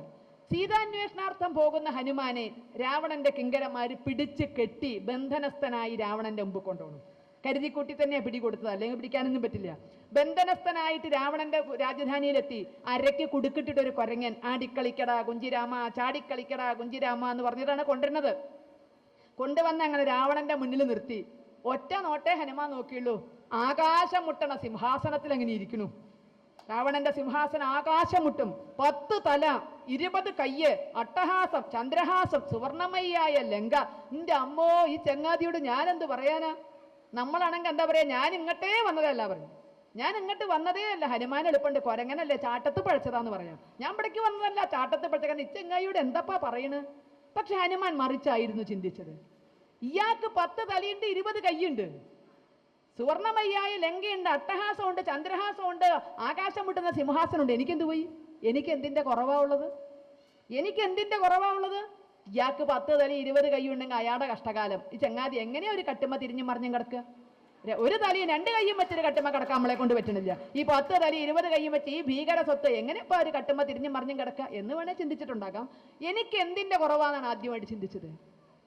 ഞാൻ ഇയാളെക്കാൾ പുറകിലല്ല, ഞാൻ രാമഭക്തനാണ്, രാമദൂതനാണ്. അതുകൊണ്ട് തന്നെ ഞാൻ ഇയാൾക്ക് സമമാണ്, അല്ലെങ്കിൽ ഇയാളെക്കാൾ ഉപരിയാണ്. ഇയാളുടെ അടിമയല്ല ഞാൻ, ഇയാളുടെ അടിമയല്ല. എനിക്കും ഇയാളോടൊപ്പം ഇരിക്കാനുള്ള അർഹതയുണ്ട്. ആരാ സിംഹാസനം കൊണ്ടുപോയിട്ടല്ലേ ഇരിക്കൂ എന്നൊക്കെ പറഞ്ഞ് ഹനുമാനെ ഇരുത്തുക, പിടിച്ച് കെട്ടി കൊണ്ടുപോയിരിക്കുക. ആരും സിംഹാസനം കൊണ്ടുവരുന്നവരെ കാക്കാൻ ഹനുമാൻ തയ്യാറായിരുന്നില്ല. ഞാൻ ഇവിടെ ബന്ധനസ്ഥനായി കാൽത്തോട്ടിൽ നിന്നാൽ നാണക്കെട് ശ്രീരാമചന്ദ്രനാണ്, രാമദൂതനാണ്, രാമഭക്തനാണ്. എനിക്ക് അർഹിക്കുന്ന അംഗീകാരം കിട്ടണം. ആര് കൊടുക്കുക? ആരും കൊടുക്കാൻ കാത്തു നിന്നില്ല. നമുക്കറിയാവുന്നൊരു കഥയുണ്ടല്ലോ, സ്വന്തം വാലങ്ങട്ട് നീട്ടി മടഞ്ഞൊരു സിംഹാസനം ഉണ്ടാക്കി അതിൻ്റെ മുകളിൽ ചാടിക്കയറിയിരുന്ന അമ്പട ഞാനേ എന്ന് പറഞ്ഞു. അതാണ് ഹിന്ദു, അതാണ് ഹിന്ദു. ആർക്കും മുന്നിൽ നിലത്ത് നിൽക്കേണ്ടവനല്ല, ആരും ഒരു കസേര തന്നില്ല എന്ന് പറഞ്ഞ് മാറിപ്പോകേണ്ടവനല്ല. മുന്നിലെ കസേരയിൽ നമർന്നിരിക്കാനുള്ള അർഹത നമുക്കുണ്ട്. ആരുടെയും അടിമയല്ല. അടിമയ്ക്ക് കിട്ടുന്നത് എന്നും അവഗണനയാണ്. നമുക്ക് എന്തുകൊണ്ട് അവകാശങ്ങൾ കിട്ടുന്നില്ല? അടിമയായി നിൽക്കണത് കൊണ്ട്. അപ്പൊ നമ്മുടെ വീട്ടിൽ വരുന്ന പിരിവുകാരെ ശ്രദ്ധിക്കൂ. രാവിലെ ഭിക്ഷക്കാർ വരും, അമ്മാ തായേ വല്ലതും തായോ എന്ന് പറഞ്ഞ് ദയനീയമായി കരയും. നമ്മൾ ഏറിയ 1 ഉറുപ്പ്യ കൊടുക്കും, 1 ഉറുപ്പ്യ. ലേശം കഴിഞ്ഞ ആർട്സ് ക്ലബ്ബുകാരൻ വരും, അവൻ ചിലപ്പോൾ ഉമ്മറപ്പടി വരെ വരുള്ളൂ. ഞങ്ങളുടെ വാർഷികം ഉണ്ട്, എന്നാ ശരി 25 ഉറുപ്പ്യ പിടിക്കും. അത് കഴിഞ്ഞാൽ രാഷ്ട്രീയക്കാരൻ വരും, അവൻ അകത്തേക്കാണ്ട് കയറും, കസേര വലിക്കും, അവിടെ അങ്ങോട്ട് ഇരിക്കും. അതെ, ഇതാ ഞങ്ങളുടെ ഇന്ന പരിപാടി ഉണ്ട്, 500 എഴുതിയല്ലേ? ആ ചോദ്യത്തിൽ എഴുതിയില്ലെങ്കിൽ എന്നൊരു സൂചന കൂടി ഉണ്ടായിരിക്കും. എഴുതിയില്ലെങ്കിൽ ശരി 500 എങ്കിൽ 500. ഇതെല്ലാം കൊടുത്തത് നമ്മളാ. ഭിക്ഷക്കാരന് 1 ഉറുപ്പ്യ കൊടുത്തതും ആർട്സ് ക്ലബ്ബുകാരന് 25 ഉറുപ്പ്യ കൊടുത്തതും രാഷ്ട്രീയക്കാരന് 500 ഉറുപ്പ്യ കൊടുത്തതും നമ്മളാ. കൊടുത്തതൊക്കെ നമ്മളാ. വന്നവരുടെ വിധം മാറി. ഭിക്ഷക്കാരൻ അമ്മാതായേ വല്ലതും തായോ ദയനീയമായി ചോദിച്ചാൽ കിട്ടുന്ന, ദയനീയമായി ചോദിച്ചാൽ 1 ഉറുപ്പ്യ കിട്ടും. ഹിന്ദുക്കൾ ദയനീയമായി എല്ലാ രാഷ്ട്രീയക്കാരുടെയും പുറകെ നടക്കുകയാണ്. ഞങ്ങൾക്ക് മതമില്ല, ഞങ്ങൾ മതവിശ്വാസികളല്ല, ഞങ്ങൾ എല്ലാവരുടെയും ആൾക്കാരാണ്, ഞങ്ങൾ മാർക്സിസ്റ്റുമാണ്, ഞങ്ങൾ കോൺഗ്രസുമാണ്, ഞങ്ങൾ BJP ആണ്, ഞാൻ ഈ ലോകത്തുള്ള എല്ലാ വല്ലതും തരണേ അമ്മാ തായേ വല്ലതും തരണേ എന്ന് പറഞ്ഞ് സർവ്വ രാഷ്ട്രീയക്കാരുടെയും പിന്നാലെ നടക്കുമ്പോൾ നക്കാപ്പിച്ച എറിഞ്ഞു തരും. ശരിക്കും പറഞ്ഞാൽ നക്കാപ്പിച്ച. അന്തസ്സോടെ അധികാരത്തോടെ ചോദിക്കുന്നവന് കിട്ടേണ്ടത് കിട്ടും. അവനവന്റെ മതവിശ്വാസം പണയം വെക്കണില്ല. ഞാൻ മുസ്ലിം അല്ല എന്ന് അവൻ എവിടെയും പറയണില്ല. ഞാൻ ക്രിസ്ത്യാനി അല്ല എന്ന് പറയണില്ല. ഞാൻ മുസ്ലിമാണ്, മുസ്ലിമിന്റെ ആത്മീയ നേതാവാണ്, അതേസമയം രാഷ്ട്രീയ നേതാവാണ് എന്ന ഉറപ്പിലാ പാണക്കാട് തങ്ങൾ പാണക്കാട് ഇരുന്ന് 5ാം മന്ത്രിയെ പ്രഖ്യാപിച്ചത്. കൊണ്ടുകൊടുത്തു. പാണക്കാട് കൊണ്ടുകൊടുത്തു 5ാം മന്ത്രിയെ. അത് കഴിഞ്ഞ് NSSന്റെ SNDPയുടെ ഒക്കെ നേതൃത്വങ്ങളെ എന്തോ ചിലത് ചോദിച്ചപ്പോ, എന്തോ ചിലത് പറഞ്ഞപ്പോ കണ്ടുല്ലോ നമ്മള്. റോട്ടിൽ കിടന്ന് കത്തുമായിരുന്നു അവരുടെയൊക്കെ കോലങ്ങള്. ആരും പാണക്കാട് തങ്ങളുടെ കോലം കത്തിച്ചില്ല, ഒരു രാഷ്ട്രീയക്കാരനും. 5ാം മന്ത്രിയെ ചോദിച്ചപ്പോ കോൺഗ്രസ്സുകാരനെ വറതട്ടിയിലിട്ട് വറുത്തപ്പോ ഒരുത്തനും കോലം കത്തിച്ചില്ല. പക്ഷെ NSSന്റെ SNDPയുടെ നേതാക്കളെ ഇപ്പൊ പുലഭ്യം വിളിക്കാനും കോലം കത്തിക്കാനും എന്തായിരുന്നു ആവേശം. NSSനെയും SNDPയും KPMSനെയും വിശ്വകർമ്മജരെയും യോഗക്ഷേമ സഭയും ഒക്കെ ഇഷ്ടാ. എങ്ങനെ വോട്ട് ഇങ്ങനെ കൊണ്ട് മറച്ചു കൊടുക്കണം, ഒന്നും ചോദിക്കരുത്, അങ്ങോട്ടൊന്നും ചോദിക്കരുത്, ഇങ്ങോട്ട് ഇങ്ങനെ കൊണ്ടു കൊടുക്കുക. അത് പണ്ടും അങ്ങനെ തന്നെയാണ്. നമ്മൾ ചിന്തിക്കുക, ഇപ്പൊ എന്താ തെരഞ്ഞെടുപ്പൊക്കെ എടുത്താൽ രാത്രിയിൽ തലയും ഉണ്ടിട്ടിട്ട് വരും. വന്നാലും പോയാലും നമ്മൾ ഈഴവരാന്നല്ലോ. മറ്റോ ജയിച്ചു പോണേനേക്കാൾ നല്ലതല്ലേ ഞാൻ ജയിക്കണത്. SNDPക്കാരൻ്റെ അടുത്തുള്ള ഭാഷയവും NSSകാരൻ്റെ അടുത്ത് എന്നാ പറയും, വന്നാലും പോയാലും നമ്മളൊക്കെ നായന്മാരാന്നേ, മറ്റോ ജയിച്ചു പോണേക്കാളും ഏതായാലും നമുക്ക് നമ്മള്. അതുകൊണ്ട് ഇതൊക്കെ പറഞ്ഞ് വോട്ടങ്ങോട്ട് മേടിക്കും. വോട്ട് പെട്ടിയിലാവണവരെ ഇടയ്ക്കിടയ്ക്ക് വിളിക്കും. തെരഞ്ഞെടുപ്പിൻ്റെ അടുത്ത് രാവിലെയും കൂടെ വിളിക്കും. ചേട്ടാ സുഖമല്ലേ, കുട്ടിക്ക് വയറ്റുന്നൊക്കെ പോകുന്നുണ്ടല്ലോ, കുഴപ്പമൊന്നും ഇല്ലല്ലോ, സുഖമല്ലേ, ശരി. തെരഞ്ഞെടുപ്പ് കഴിഞ്ഞ് വൈകുന്നേരം ആകുമ്പോഴേക്കും ഭാവം മാറി. വോട്ട് പെട്ടി സീൽ ചെയ്താ ഭാവം മാറി. സീൽ ചെയ്ത് കഴിഞ്ഞ് പത്രക്കാർ ചോദിക്കുക ജയിക്കുമോ? ജയിക്കും. എന്താ ഇത്ര ഉറപ്പ്? മതേതര വോട്ടുകളൊക്കെ എൻ്റെ പെട്ടി വീഴും. മതേതര. ഇതുവരെ ആരുടെ പുറകെ നടന്നിരുന്ന് കുളിച്ചോ ഉണ്ടോ കുട്ടിക്ക് വയറ്റുന്നു പോയോ എന്നൊക്കെ ചോദിച്ച് സമുദായ സംഘടനയുടെ ആളുകളുടെ പുറകെ നടക്കുന്നു. വോട്ട് പെട്ടിയിലായപ്പോൾ ഇങ്ങൊരു സമുദായത്തെ അറിയില്ല. ജയിക്കും കൂടെ ചെയ്താലോ? ഞാൻ നായരല്ല, ഞാൻ ഈഴവനല്ല, ഞാൻ ഹിന്ദുവല്ല, ഞാൻ മതേതരനാണ്. നിങ്ങൾ എന്നെ ബ്രാൻഡ് ചെയ്ത് നശിപ്പിക്കല്ലേ. എന്നെ നിങ്ങൾ ഈഴവനായോ നായരായോ ഒന്നും ബ്രാൻഡ് ചെയ്ത് നശിപ്പിക്കരുത്. ഞാൻ ഈഴവനല്ല, നായരല്ല, ഞാൻ മതേതരന. പണ്ടും ഇങ്ങനെയാണ്. നട്ടപ്പാതിര നേരത്തുള്ള ബന്ധങ്ങൾക്കൊന്നും പൈതൃക സ്വത്ത് കിട്ടില്ല. പൈതൃക സ്വത്ത് കിട്ടില്ല. നട്ടപ്പാതിര നേരത്തുള്ള 4 ആൾ അറിഞ്ഞ ബന്ധങ്ങൾക്കേ പൈതൃക സ്വത്ത് കിട്ടുള്ളൂ. 4 ആൾ അറിഞ്ഞ ബന്ധങ്ങൾ മതി എന്ന് ഹൈന്ദവ സമൂഹം തീരുമാനിക്കുന്നതിൻ്റെ നന്ദിയായി എല്ലാ സമുദായ സംഘടനകളും കൊമ്പുകോർത്തിരുന്ന സ്ഥിതിയിൽ നിന്ന് വിട്ടുകൊണ്ട് ഇന്ന് ഒരുമിച്ച് തോളോട് തോൾ ചേർന്ന് മുന്നോട്ട് നീങ്ങുന്നുവെങ്കിൽ ഹിന്ദു നന്നാകുമെന്നതിൻ്റെ മാവേലി നാടുവാണ കാലം പോലെ എല്ലാവരും തുല്യത വരത്തക്ക വിധത്തിൽ നമുക്കും നമ്മുടെ അവകാശങ്ങൾ പിടിച്ചു പറ്റാൻ കഴിയും എന്നതിൻ്റെ ശുഭസൂചകങ്ങൾ കേരളത്തിൽ നിന്ന് ഇന്ന് ഉയർന്നു വരുന്നുണ്ട്. അതിന് എല്ലാ വിധത്തിലും പിന്തുണയ്ക്കാൻ മറുനാടൻ മലയാളികൾ ധാർമ്മികമായും മറ്റെല്ലാ തരത്തിലും കരുത്തു നൽകാൻ ഞങ്ങളോടൊപ്പം ഉണ്ടാകും എന്ന ശുഭാപ്തി വിശ്വാസത്തോടുകൂടി ഈ ഓണം ആഘോഷിക്കുന്ന നിങ്ങൾക്കേവർക്കും കേരള ഹിന്ദു ഐക്യവേദിയുടെ ഭാഗത്തു നിന്നുള്ള എല്ലാവിധ ആശംസകളും അറിയിക്കുന്നതോടൊപ്പം ഈ സത്സംഗമയുടെ എല്ലാ പ്രവർത്തനങ്ങൾക്കും ഞങ്ങളാലാകുന്ന വിധത്തിലുള്ള പിന്തുണയും സഹകരണവും വാഗ്ദാനം ചെയ്തുകൊണ്ട് ഞാൻ എൻ്റെ വാക്കുകൾ നിർത്തുന്നു. നിങ്ങൾക്ക് നന്ദി. വന്ദനം.